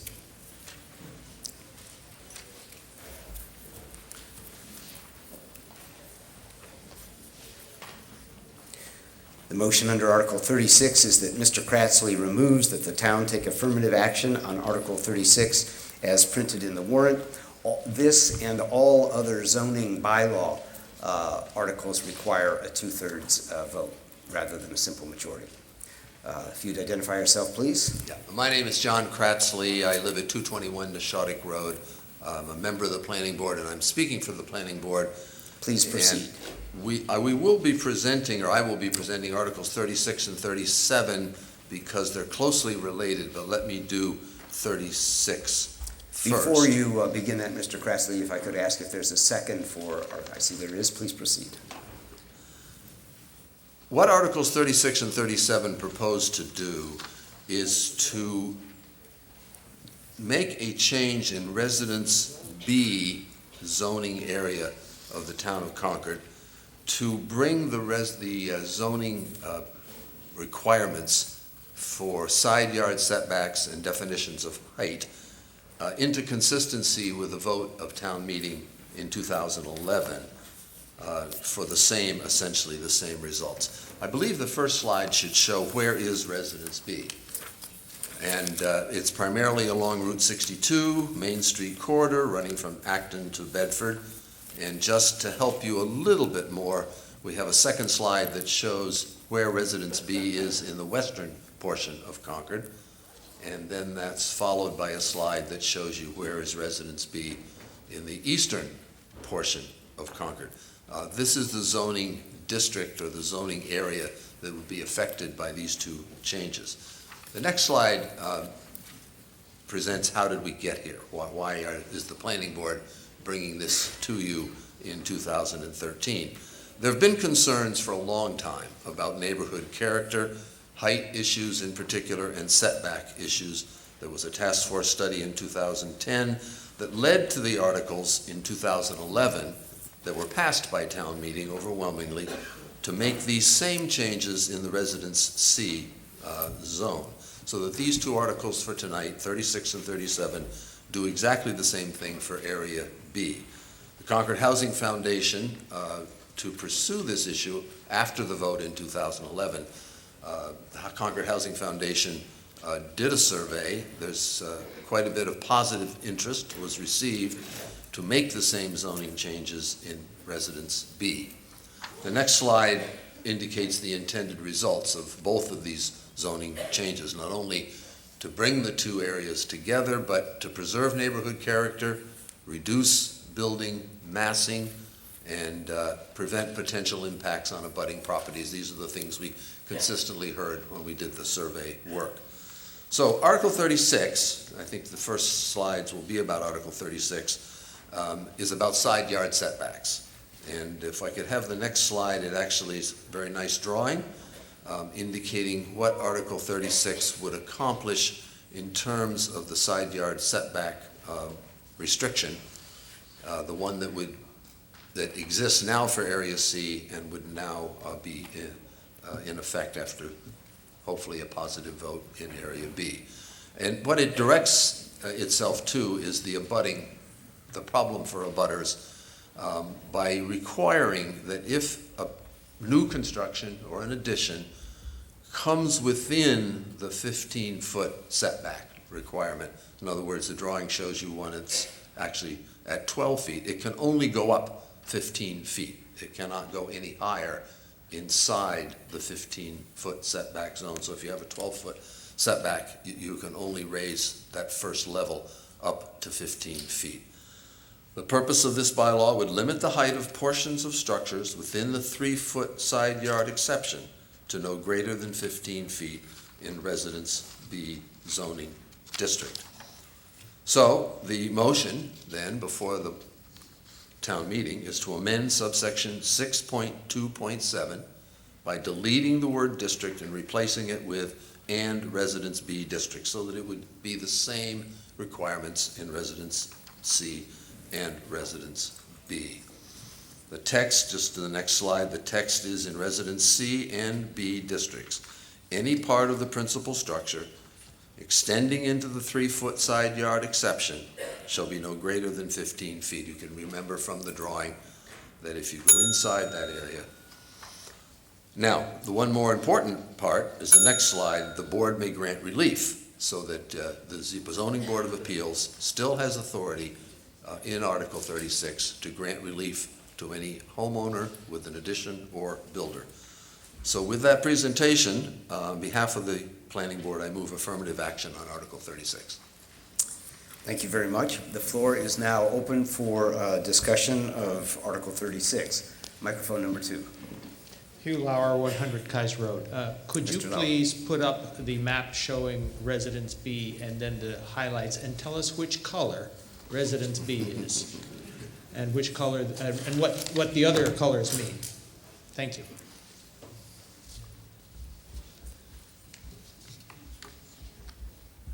John, you can see right down on the floor that It's in monitor red. is closer to you. I'm checking with the planning, with our salmon. In the spirit of the many-colored voting cards, it's in salmon. Are there further questions or discussions about Article 36? Oh, you want the other side of town as well? Yes, okay. Here's the eastern side of Concord. The salmon is the area that would be affected by this. Further questions or further discussion?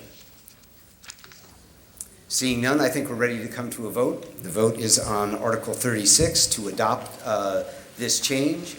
2/3 vote is required. All who are in favor, please raise your colored voting slips high. Thank you very much. All who are opposed to this change, please raise your voting slips high. I see that it has a clear 2/3 majority in both of the rooms. It is a vote, and I do so declare. We'll move then to Article 37, which is related. And the motion there is that Mr. Crassley moves that the town take affirmative action on Article 37 as printed in the warrant. Is there a second? I see that there is. Please proceed. Thank you, Mr. Moderator. Article 37 is the companion to Article 36, again, to bring zoning area B into consistency with zoning area C. This deals with height. And I believe the first slide is going to show you how height is now measured. And it indicates that you have a 35-foot limit from a rear elevation line to the middle, or the average, or the middle of the eave and ridge. The concern is about excessive height. and homes that will dominate over the next door neighbor. And that was the motivating factor for the Zone C change 2 years ago. So if we could have the next slide on what will the change will do, it now defines a base elevation, which is from the two corners of the lowest foundation wall to the ridge line. So it eliminates that flexibility that once existed, or exists now, but we hope will be changed, to go above the middle of the roof. It now sets the ridge line as the maximum elevation from a new definition of base elevation being the two corners of the lowest foundation wall. And that makes a very strict 35-foot height limit that now exists in Zone C, and we, Planning Board recommends become the standard for Zone B.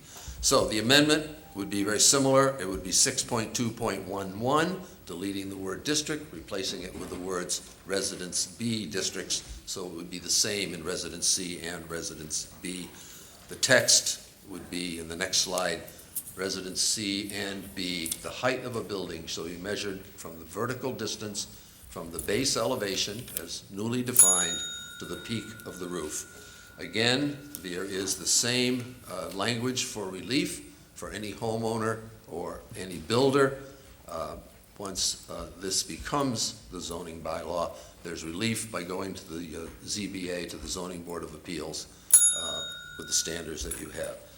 The goals, if I could just have the last slide: preserve neighborhood character, limit height and setbacks, providing for relief at the Board of Appeals, and bringing us into consistency with Zone C that we voted 2 years ago. Thank you. And I move affirmative action on Article 36 on behalf of the Planning Board. Thank you very much. Are there questions about Article 37 or discussion from the floor at microphone number 2? Brian Bucas, 1360 Monument Street. Mr. Bucas. Thank you, Mr. Moderator. Question to the Planning Board. Would this render properties built under, that were fully conforming under the previous bylaw, render them then non-conforming properties within those districts, and thus require special permits for any modifications for those properties because they are now non-conforming within those districts? I'm getting a yes from our planning director that if you do a new addition after this would be enacted, you would have to be in compliance. It would not affect any current existing structures. But, so, Mr. Mayor, may I continue the discussion?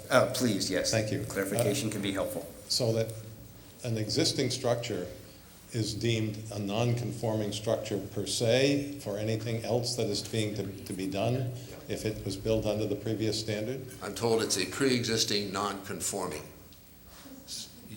structure.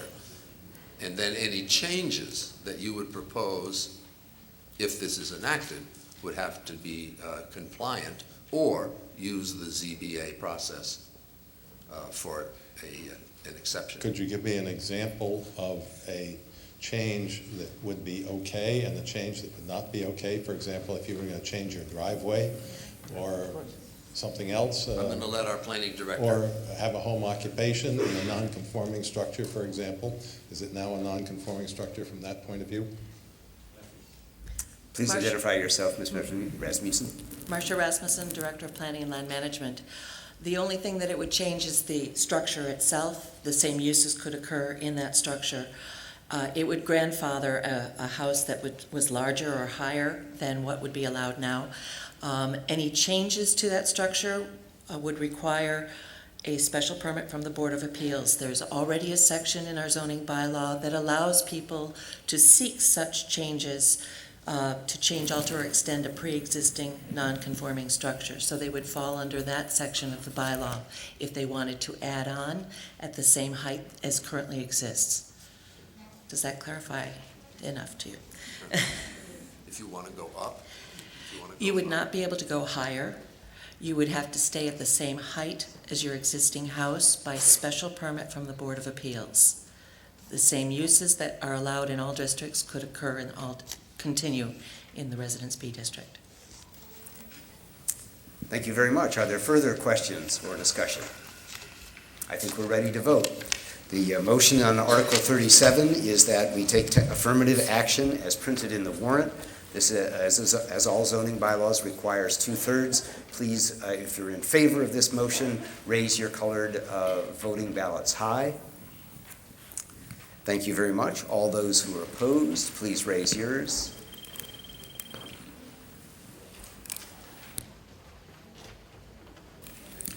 So it's nearly unanimous in both rooms, so far exceeds the 2/3 required. It is a vote, it's adopted, and I do so declare. We will next move then to Article 38, which will be presented by Mr. Scarsi.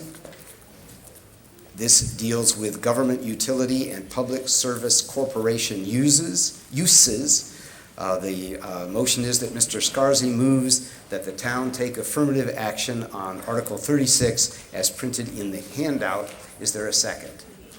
38, I'm sorry, 38. I see that there is. Mr. Scarsi. Chris Scarsi, 33 Maple Street, a member of the Planning Board, speaking on behalf of the Planning Board. Please proceed. Thank you, Mr. Moderator. The purpose of Article 38 is to separate the definition of municipal uses into those that are for the town of Concord and those that belong to other towns that own property in Concord, in order to give Concord a higher level of review over potential projects. To do this, we are proposing to define two distinct uses in the principal uses section of our zoning bylaws and replace the current definition called 4.4.1 municipal use. The new definitions would be 4.4.1 Town of Concord municipal use, the use of any building, facility, and/or area owned or leased by the Town of Concord for the general use and welfare of the town, its inhabitants, or businesses located in the town. And 4.4.4 municipal use that is not by the Town of Concord, the use of any building, facility, and/or area for a public purpose by any other town that is not the Town of Concord. Along with adding this distinction, we also propose to amend Table 1, Principal Use Regulations, to add the requirement for a special permit for the municipal use that is not by the Town of Concord. This simply allows us to have a higher level of review over proposed work done on those properties within our town that are owned by other towns. The Planning Board recommends affirmative action on Article 38 as printed in the handout. Thank you very much. Are there questions or is there discussion about the Article 38?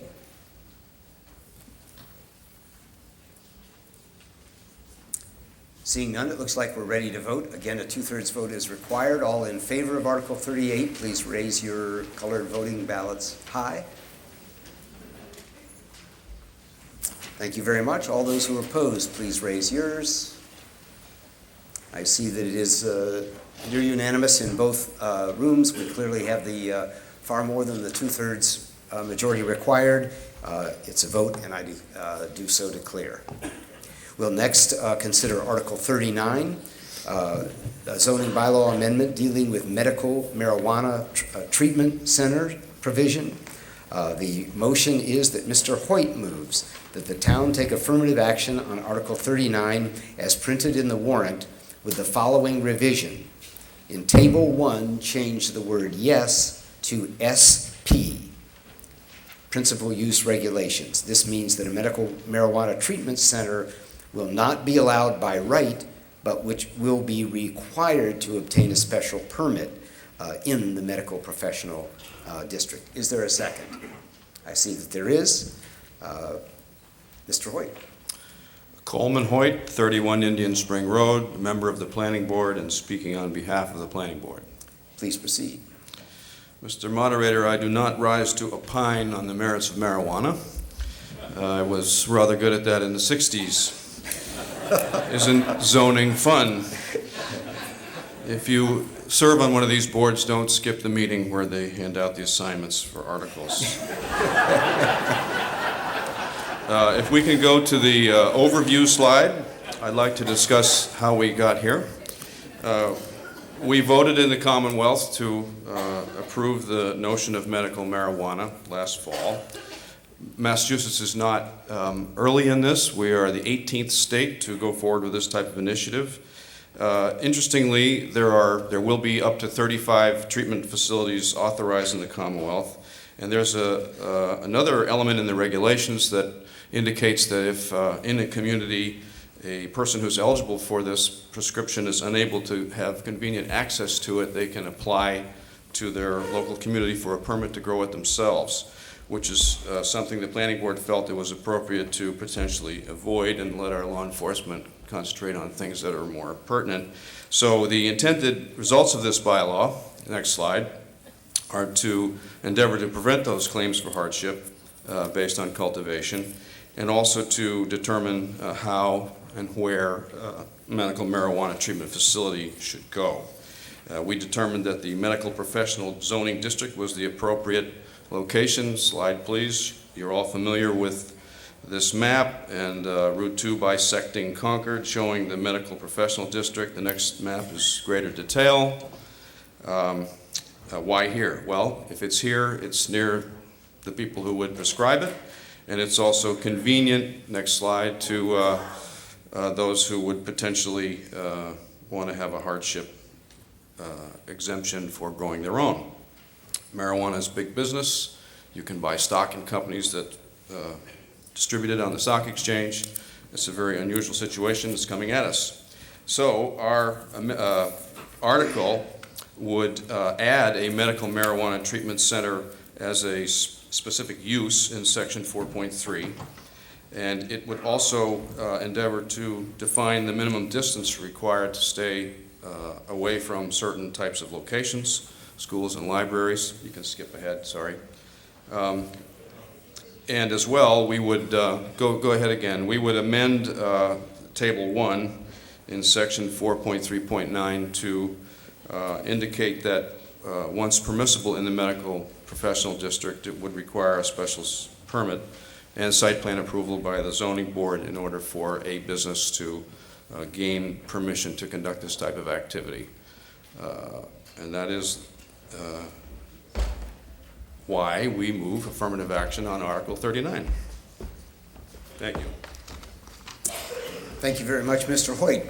Is there discussion or are there questions about this medical marijuana treatment center zoning bylaw? Microphone number 1.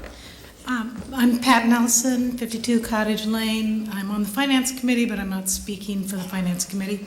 Ms. Nelson. I have a question. I noticed that you use elementary school, high school, middle school. You don't say anything about child care centers. There are a number of child care centers and preschools in town. How does that come into? That subject has come up a couple of times, and it was our opinion that infants were probably not likely to be swayed by the activities of the distribution of this substance nearby.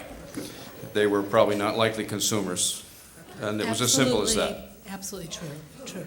So you're looking at this in terms of who might be lured into consuming as to the traffic or the nature of the business. Well, without any determination as to where it should go, our zoning bylaw is silent on marijuana, surprisingly, and it therefore could go anywhere. So it had to go somewhere, and the medical professional district is the obvious location for it, and we tried to engineer it such that it could be as far away as possible from anything that we deemed sensitive.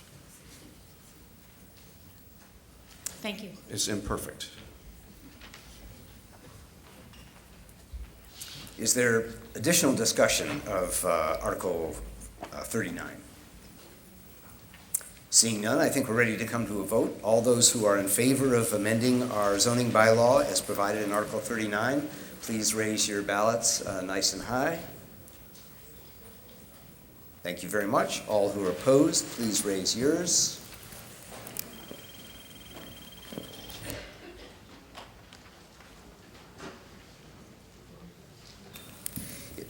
The vote is near unanimous in each one of the halls separately, so we clearly have far more than the 2/3 vote that is required. It is a vote, and I do so declare.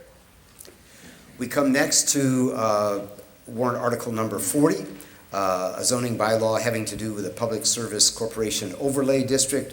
We have a procedural motion on this. Ms. Reese moves that the discussion of this article, Article 40, and Article 52 be deferred until tomorrow, Wednesday, April 24th, and that Articles 40 and 52 be taken up for consideration tomorrow, immediately following the conclusion of action on Article 30, which is the high-interest special scheduled meeting.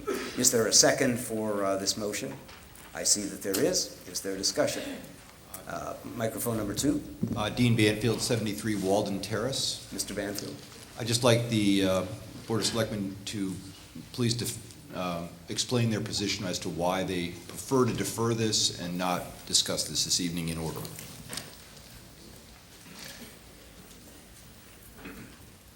Mr. Moderator. Mr. Whalen. Chris Whalen, Town Manager. I live at 1935 Main Street.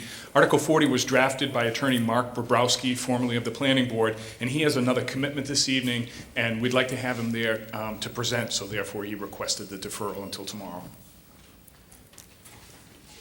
And on 52, I can see the question. And on 52, Mr. Weand asked for additional time to review the specific motion that's been prepared. So we need additional time to consult with counsel on the motion that will be made under Article 52.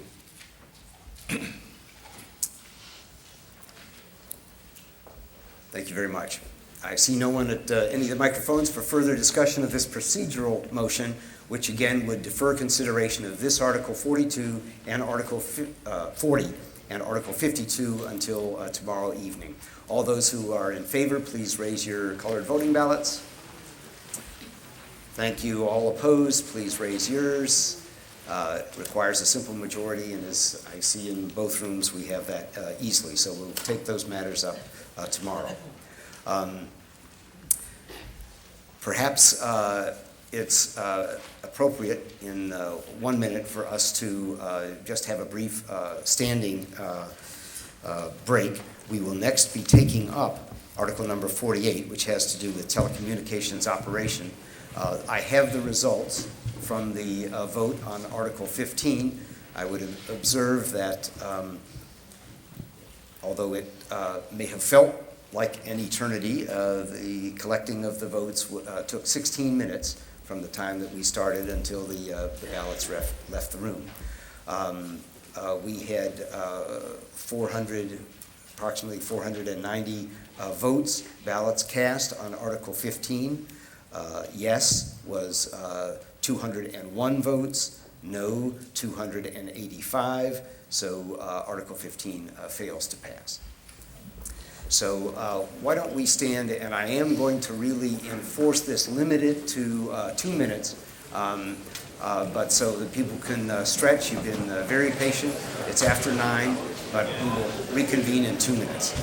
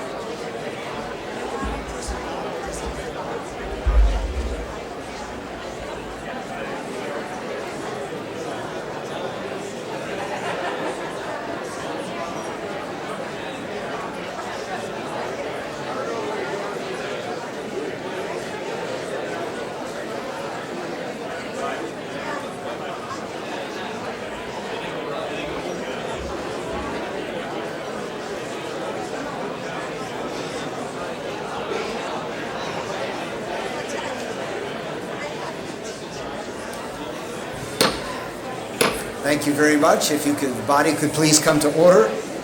If the meeting could please come to order. Please be seated.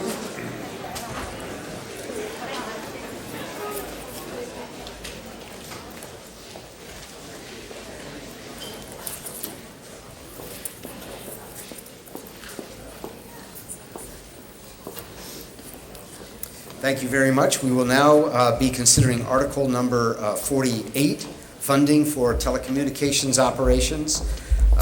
Mr. Whalen moves that the town appropriate the sum of $1 million. Could I have your attention, please? To be expended under the direction of the town manager for the purpose of providing telecommunications services to Concord residents and businesses, including broadband, internet services, and telephony. Said funds to be used for equipment, contract services, and other functions necessary to offer communication services for a fee through the light plant. And the wording continues as will be indicated. Is there a second to this motion? I see there is. Mr. Howell. Mr. Moderator, I'm Mark Howell, Chief Information Officer for the Town of Concord, and I live at 668 Nurse Neck Hill Road. Mr. Howell. Thank you, Mr. Moderator. Article 48 requests that town meeting authorize the Concord Municipal Light Plant to borrow up to $1 million, which will be repaid from revenues collected from users of the telecommunications services provided by the light plant. The purpose of this borrowing is to enable CMLP to expand telecommunications operations to include providing high-speed internet service throughout the town of Concord. The funds would be used for two main purposes. First, to buy and set up equipment needed to launch the service offering, and second, to connect homes and office buildings to the existing fiber optic network. The borrowing authorization enables the light plant to finance the cost of equipment and construction over a period of several years. Without the borrowing authority, these expenses would need to be repaid within a fiscal year. Since these expenses are capital investments, multi-year financing is the most appropriate method. Article 48 also sets up the accounting structure to segregate telecommunications from electrical and municipal borrowing. This ensures that telecommunication fees, not taxes or electric revenues, are used to repay the telecommunications operations and construction costs. CMLP has been providing telecommunications services for many years. This slide provides a conceptual view of the type of fiber optic system that has been built by CMLP. Construction of the fiber system was largely completed in 2012. Since then, it has been successfully used by CMLP for smart grid applications. Over time, it will provide additional support for Concord's electric and water and municipal systems. CMLP currently supplies internet to the town, school department, and a small number of business customers using its network today. Some telecommunications providers lease capacity on the fiber network to service their customers in Concord as well. Even with all this going on, there is still a large amount of capacity available in the fiber system to provide internet service to the community. Specific investments are required to make internet service generally available. The next slide outlines how the funds would be used to accomplish this goal. In order to provide internet service to the community, additional equipment, bandwidth, and business process need to be developed. Approximately $250,000 to $300,000 would be used for this. Today, the fiber network is on the street in front of just about every premise in town. About $500,000 would be used to finance connecting the fiber to customer buildings. The cost of this construction would then be recovered through the fees charged to the subscribers over a period of years. This is appropriate because once fiber has been brought into a building, it has a useful life of over 30 years. Connections to the system will only be done in response to orders for service. This reduces risk to CMLP. With this approach, it will be many years before every parcel in town is connected to the network. But once there are more than about 500 customers on the service, the remaining construction can be financed out of ongoing revenue from telecommunications. A contingency amount of $200,000 has been identified in case high demand for new connections occurs within a short period of time. In that event, the contingency would fund additional construction that would be needed. Today, Verizon DSL is only available in some parts of Concord, and Comcast is the only townwide supplier of internet service. As a result, many residents and businesses feel they don't have sufficient choice when it comes to internet service. High-speed internet from CMLP would provide a viable alternative throughout town. The light plant is well positioned to supply a competitive service. The fiber optic technology used by the light plant can provide higher speeds with lower maintenance costs than the technologies used by the current suppliers. There is significant community benefit to having a municipal high-speed internet service option. Access to high-speed telecommunications services is an enabler of economic development. It helps reduce commercial vacancy rates, and fiber optic service has been shown to increase the value of residential and commercial property. With increased competition in this market, we can expect that internet service will become less expensive in Concord, even for customers that choose a supplier other than CMLP. The technical staff that supports telecommunications is very valuable to the town's electrical and municipal operations as well. Operating a revenue-generating telecommunications service helps to ensure that valuable network skills are available to support town operations. We ask that you take affirmative action on Article 48 to create a financial mechanism that enables the light plant to provide high-speed internet throughout the community in a cost-effective way that strongly complements and supports our municipal operations. Thank you. Thank you very much, Mr. Howell. Is there discussion of Article 48? Microphone number 4. Ara Avakian, 501 Powder Mill Road. Mr. Avakian. I've been waiting years for this, and I am very thankful that this has now come to town meeting, and I urge everybody to vote yes. And when can I sign up? You'll notice there's a frequently asked questions document out on the table outside that is meant to address some of the questions that you might very likely have about the service.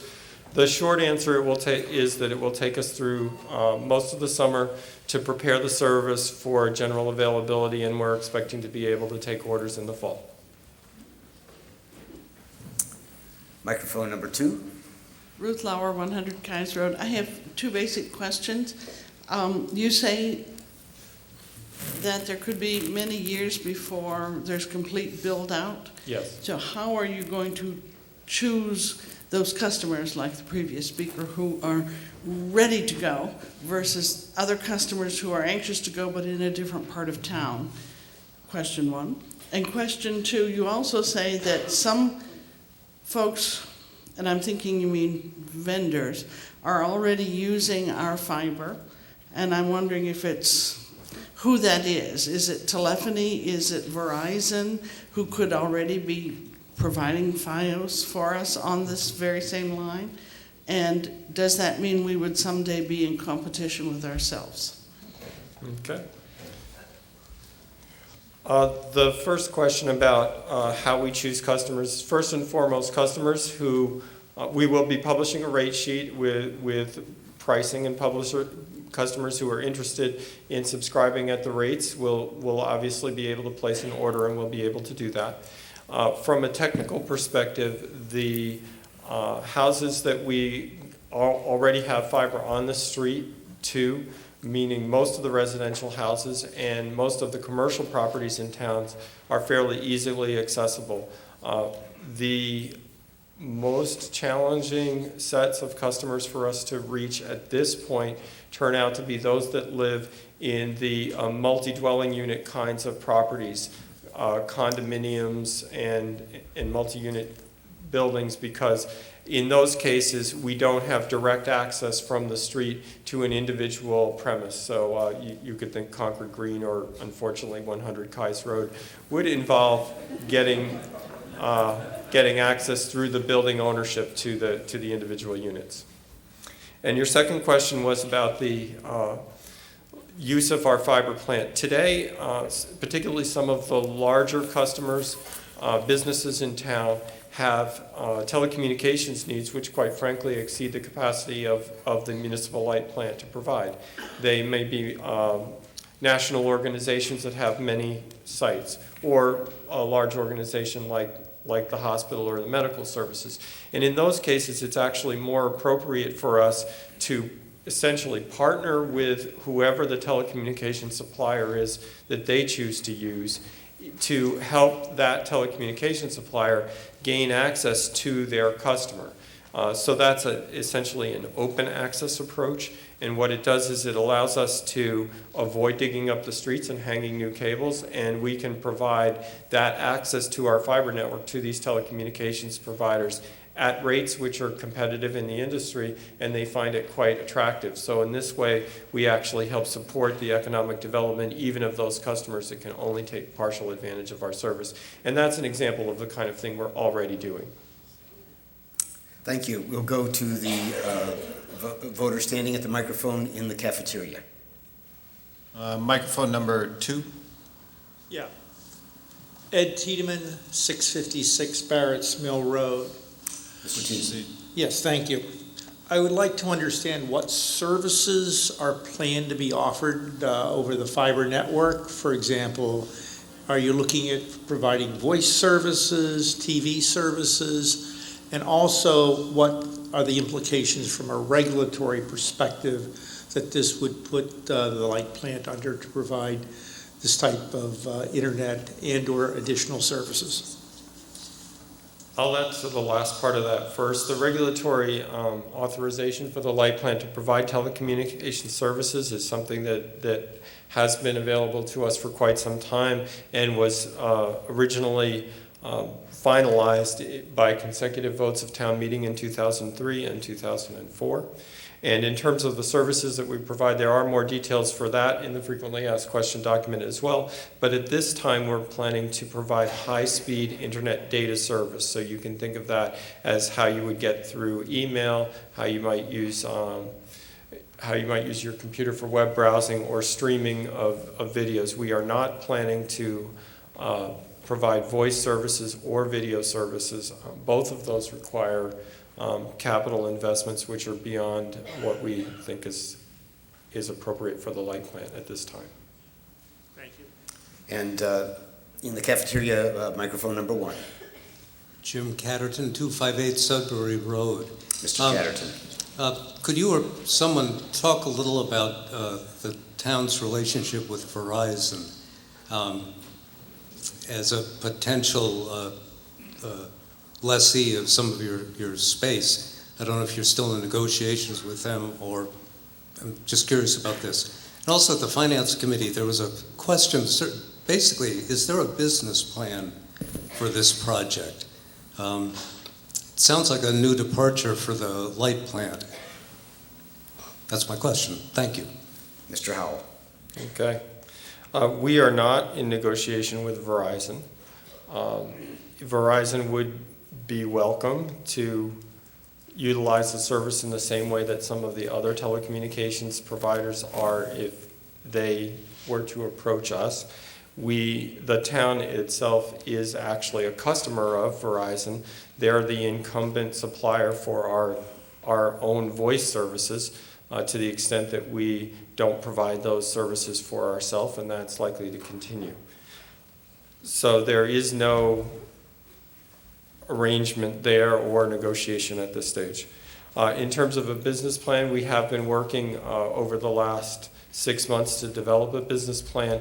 It is based on the experiences of other municipal utilities, both in Massachusetts and elsewhere, that have already launched into this type of business. Some of those municipalities would include Taunton, Braintree, Shrewsbury, and there are several others in Massachusetts that already run light telecommunications operations within their municipal light plants. Thank you. We'll go to microphone 4 and then microphone 3 here in this room. Steve Fick, 167 Elsinore Street. Please proceed. Thank you, Mr. Moderator. Very happy to see Article 48. I like everything about it that I can see. It doesn't drill down to a point that is important to me and could eventually be important to a lot of people, I suppose. Presently, if you want to have any form of high-speed internet connection in Concord, you must run either a Microsoft operating system or a Macintosh operating system. I don't know whether your FAQ addresses this. I haven't seen the existence of the FAQ. I just learned about it in your remarks. I'd like to encourage the town very much to make sure that it's possible for people who are running Linux, BSD, or other operating systems to have a contract with you and get their service this way. It absolutely is. Thank you. Microphone 3. Jay Powers, 375 Lexington Road. Please proceed. Thank you, Mr. Moderator. I too am very excited about this new offering. I think that CMLP offers fantastic prices on electricity, and I'm looking forward to fantastic prices on telecommunications. I have a question, something you said earlier about it being out in front of almost every house in town. Could you maybe characterize where it does not go and perhaps how long it will take to get there? The fiber optic network that we're leveraging was originally constructed by the light plant to service the smart grid. And as part of that construction, it was built overhead where we still had overhead facilities and underground where we had underground facilities. Unfortunately, there are a small number of streets that were built where the electric facilities were built underground, but there was insufficient conduit underground for us to also lay fiber optic cable into that conduit. And so there are a few places where the construction of the fiber network was not completed, mostly on small subdivisions that were done, Dave's going to help me here, in the 80s to 90s. Was a time period when we were not routinely laying in the extra conduit. So it tends to be small streets like that. We can, if you have a specific street, come by the light plant or give us a call and we'll be happy to tell you. Microphone 3, and I would only urge that we move swiftly with questions. I haven't heard any argument back and forth on it, and we also have other additional important things for this evening, including CPC funding. Thank you, Mr. Moderator. This is not an argument, it's a bunch of questions. Paul Horwitz, 173 Hayward Mill Road. A couple of questions, 3 maybe. First of all, you say high-speed internet. I'd like to know exactly what that means in terms of, megabits per second. Secondly, with respect to the Comcast provider specifically, as you know, Comcast, when you say that your rates will be competitive with those of Comcast, Comcast is able to combine internet, voice, and television content. And when you say you're competitive, so the internet part of that is actually rather small, I'm wondering whether you will in fact be competitive with that. And the final question is more of a practical one. I'm assuming that a Comcast customer such as myself would not have to purchase additional equipment, but simply change over to your service. But I'm not certain how that would work with respect to hardware. And so if you could sort of address that briefly, that would be helpful. Thank you. Okay. I'm going to take a small cue here from the moderator in that I absolutely love to explain this service to people, and we're here at town meeting to try to set up the specific financing mechanism for the service, and you can expect that there will be a great deal more information about it. I would encourage you to pick up the printout for the slides. I did not read them. On the slide, it did indicate that our service is capable of running up to 1 gigabit per second. That is equivalent to 1,000 megabits per second technically, so it is much faster than that. It is comparable with the Google Fiber service. It is true that other incumbent suppliers today can offer a package of multiple services, and when they do that, they engage in a variety of mechanisms to make those packages attractive. We are not planning to do that at this stage of the game. So to the extent that multiple service offerings are attractive to a particular customer, they'll want to evaluate our service on the merits. Mr. Howell has conducted a number of public information sessions prior to town meeting about this, and I'm sure would be available for and will in fact be promoting additional public information sessions, particularly if this were to pass. So perhaps we're ready to come to a vote. All those who are in favor of Article 48, the telecommunications service, please raise your colored ballots as indicated. Thank you very much. All who are opposed, please raise your colored ballots. Thank you. Thank you. It's near unanimous in both rooms, so it's Article 48 is passed. It's a vote, and I do so declare. And we move now to Article 49, which is a police and fire system for the town. Mr. Whalen moves that we appropriate the sum of $450,000 to be expended under the direction of the town manager for the purpose of purchasing and installing a new public safety radio system for our police and fire departments. Other specifics are so indicated in the motion, and two-thirds vote is required. Mr. Whalen. Thank you, Mr. Moderator. Is there a second? Thank you, Mr. Whalen. Thank you. Article 49 requests that town meeting appropriate $450,000 for the replacement of the police and fire department's public safety radio system. Public Safety Dispatch Center is operated out of the police and fire station at 209 Walden Street and provides joint police and fire department communications. In addition to police and fire, the communication center has radio links to Public Works, the light plant, state police, and emergency responders in neighboring towns. The radio system components include 2 emergency communication consoles providing computer-aided dispatch capability to handle all 911 calls and record all emergency communications. The system also includes communications antennas and repeaters located on the roof of the public safety building, atop the water tower on Nursnack Hill, and in other locations throughout Concord. Finally, the system includes mobile radios installed in our police cruisers, in our fire engines, as well as the portable radios carried by individual police officers and firefighters. The communication center is now 11 years old and is used 24 hours each day, 7 days per week. The center handles emergency communications for the town, as well as a significant amount of routine business for both the police and fire departments. Since 2010, the police and fire departments have experienced significant failures in the operations of the public safety radio system. Such failures or poor system performance pose a risk to personnel and the public during emergency responses. In order to ensure the proper operation of the emergency communication system, it's time to replace the system we have. A new system will comply with recently adopted FCC requirements for interoperability with other emergency responders, providing accessibility to both with analog and digital communication systems. I request your favorable action on Article 49.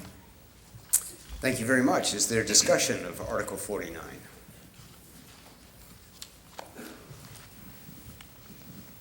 Looks like we're ready to come to a vote. All who are in favor of Article 49, providing the new police fire radio system, please raise your colored vote. All those who are opposed, please so indicate. I see it's a unanimous. Yes, unanimous in the cafeteria, near unanimous here, so clearly has the far more than the 2/3 vote required.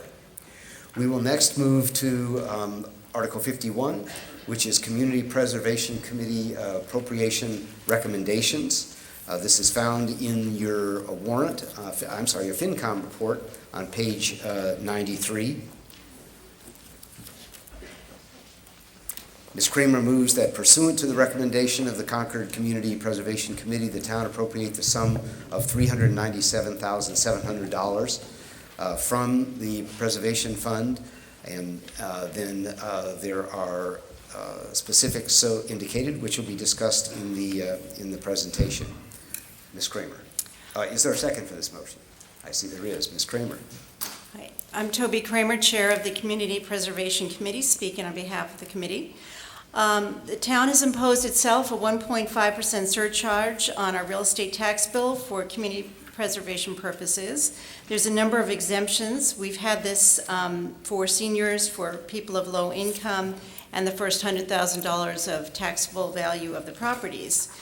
We have had this in place for 7 years, and we have matched with $3.6 million of state funds, leveraging the $10.9 million of CPA funds that the town has raised altogether. There has been overall a leveraging of about from the 10.7 up to $22.7 million of leveraging from other matching funds that have contributed to projects that we have done over the years. Today, in 2013, we have a total of $1,638,046 to allocate, which comes from a number of different sources that contribute to this.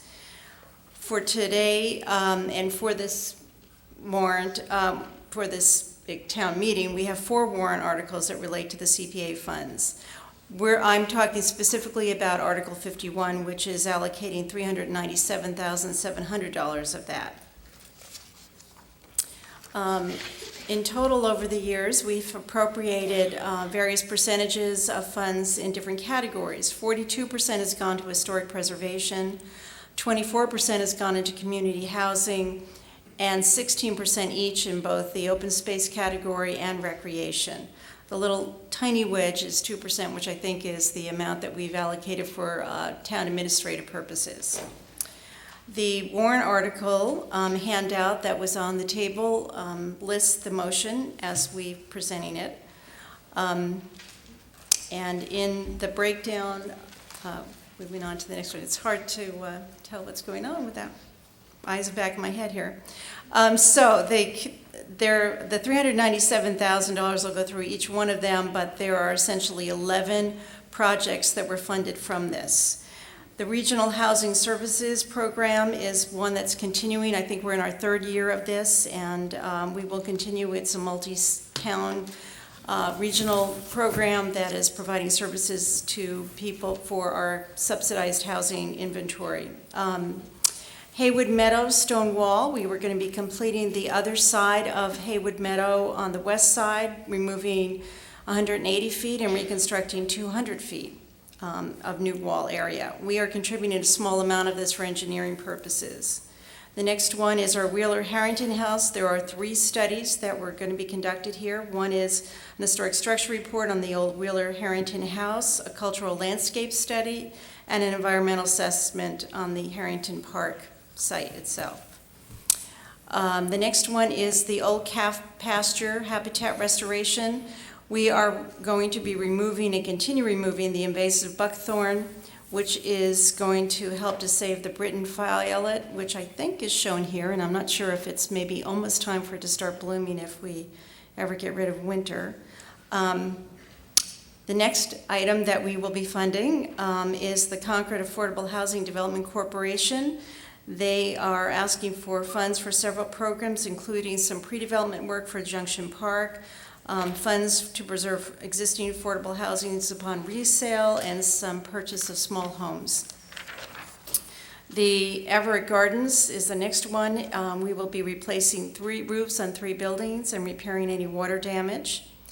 The next one is the Wright Tavern. This has a number of things to be done. We will be spending our funds to replace an existing roof, repairing other dormers and windows in the dormers.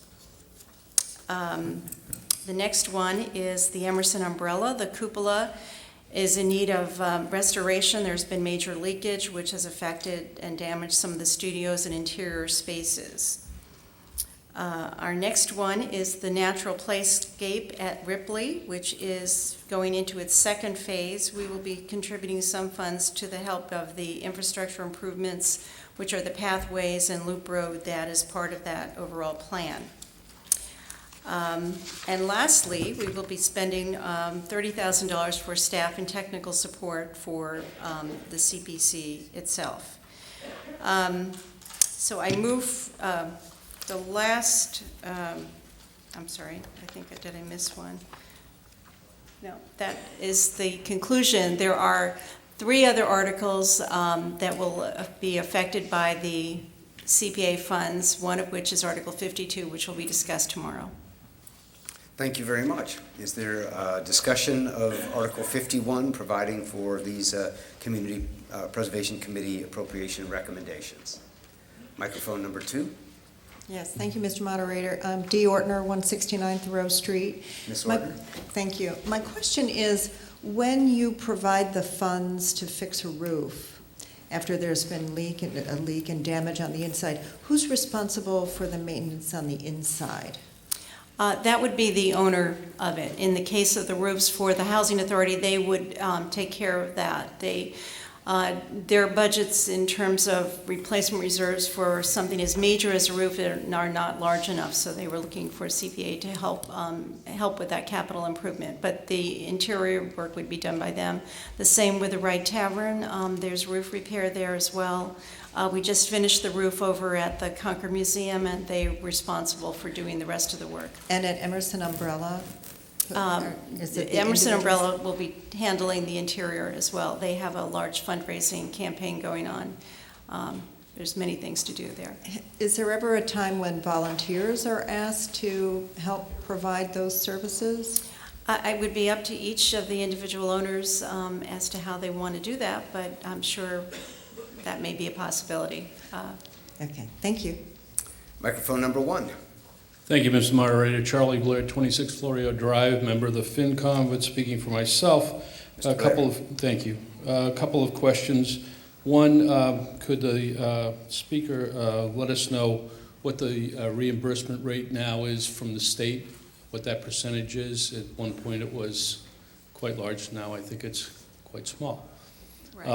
And the second question kind of piggybacks what was talked about.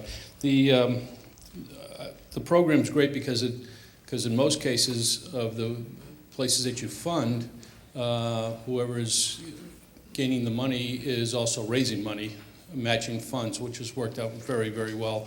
However, going to the Emerson Umbrella Cupola restoration of $60,000, I would really like to know, because I know they have a program to raise funds, and I'd like to know where that stands for them, because I know it was an aggressive amount that they had to raise, and would like to know where that fund is now, if you know. Well, I'm happy to answer the first question. 25% is the match we're currently getting from the state.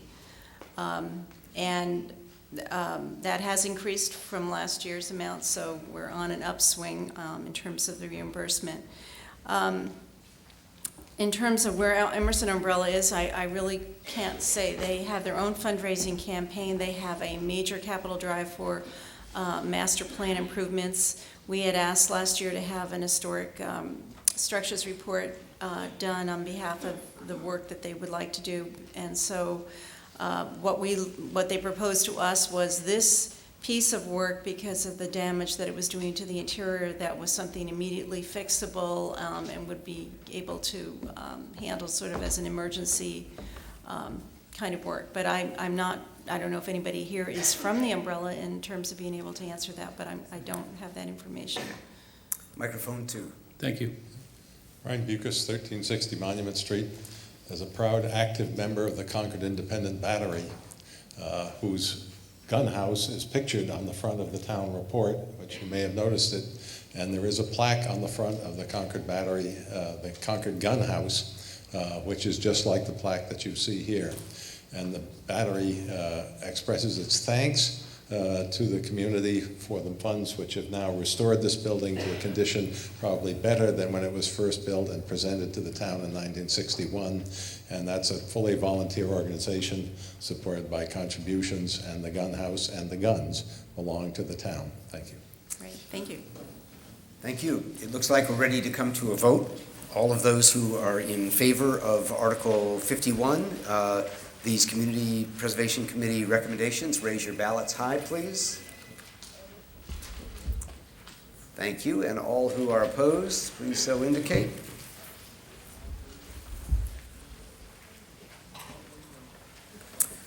You're unanimous in both rooms. It is a vote, and I do so declare. We come then to Article 52, which would be next, is being taken up tomorrow night by our earlier procedural vote. So we come to Article 55, Townhouse Exterior Renovations.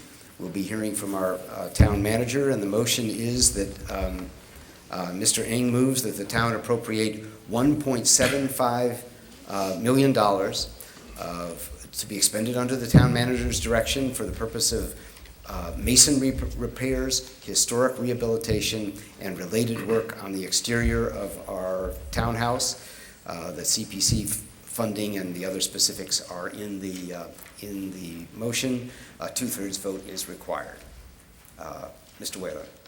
Thank you, Mr. Moderator. There is a handout. I'm sorry, is there a second? Yes, please proceed. Thank you. There was a handout for Article 55, and it was on the same sheet as the handout for 49. Article 55 requests that the town appropriate $800,000 in Community Preservation Act funds and authorize an additional borrowing of $950,000 to be expended to rehabilitate the exterior of the townhouse located at 22 Monument Square.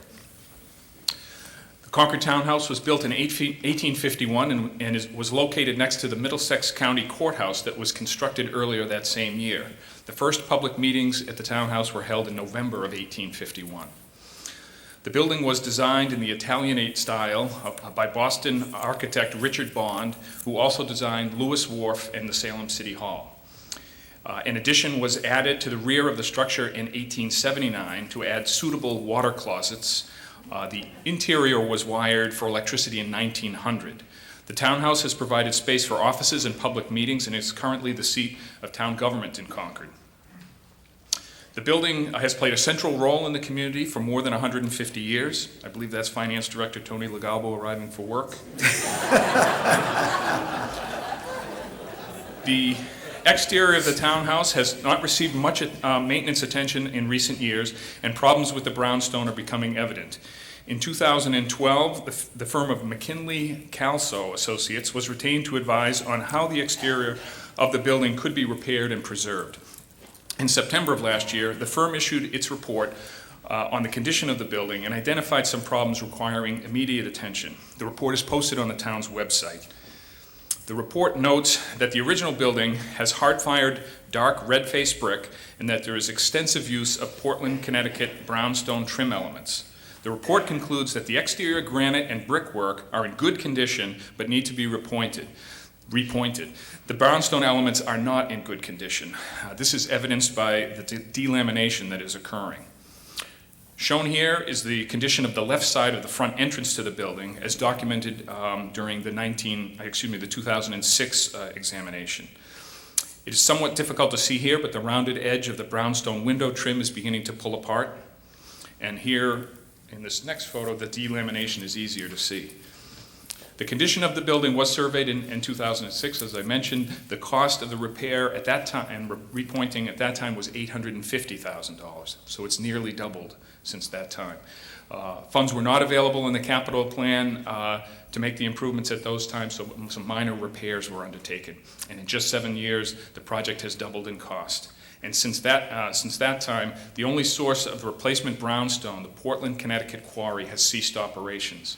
There is a quantity of stone that's available for purchase. It makes sense to act now to secure that stone and effect these repairs before the cost escalates still further.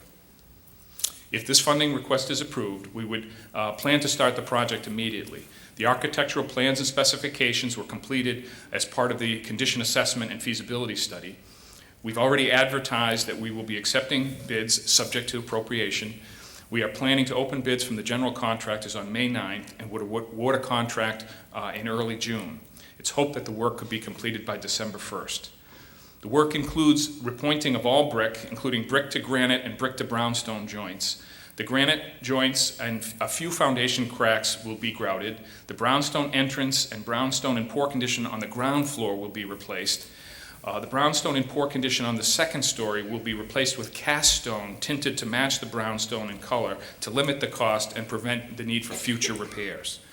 Both the Historical Commission and Historic Districts Commission have approved this approach to the rehabilitation of the building's exterior. It's unfortunate that the repairs are necessary are so expensive to preserve this historic structure, but the townhouse has been a central part of the community for so many decades, and it's worth an investment now to preserve it for future generations. Respectfully request your support for Article 55. Thank you very much, Mr. Whalen. Is there a discussion of Article 55? I'm sorry, 51. No, 55. It's been a few hours. I believe we're ready to come to a vote. Because this entails the funding, which it does, as I mentioned earlier, a 2/3 vote will be required. All those who are in favor of Article 55, please indicate by raising those ballots. Thank you very much. All those who are opposed, please raise your ballots. I see that it passes overwhelmingly in each room by far more than the 2/3 that is required. I'd like to announce that we did vote earlier to take up no new business after 10 o'clock. It is now after 10 o'clock. We have 9 items on the agenda remaining for tomorrow.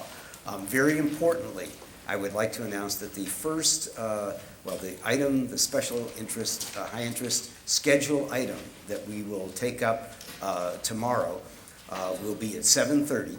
That is addresses the proposal to repeal our bylaw on small water bottle servings in order to make sure 2 things.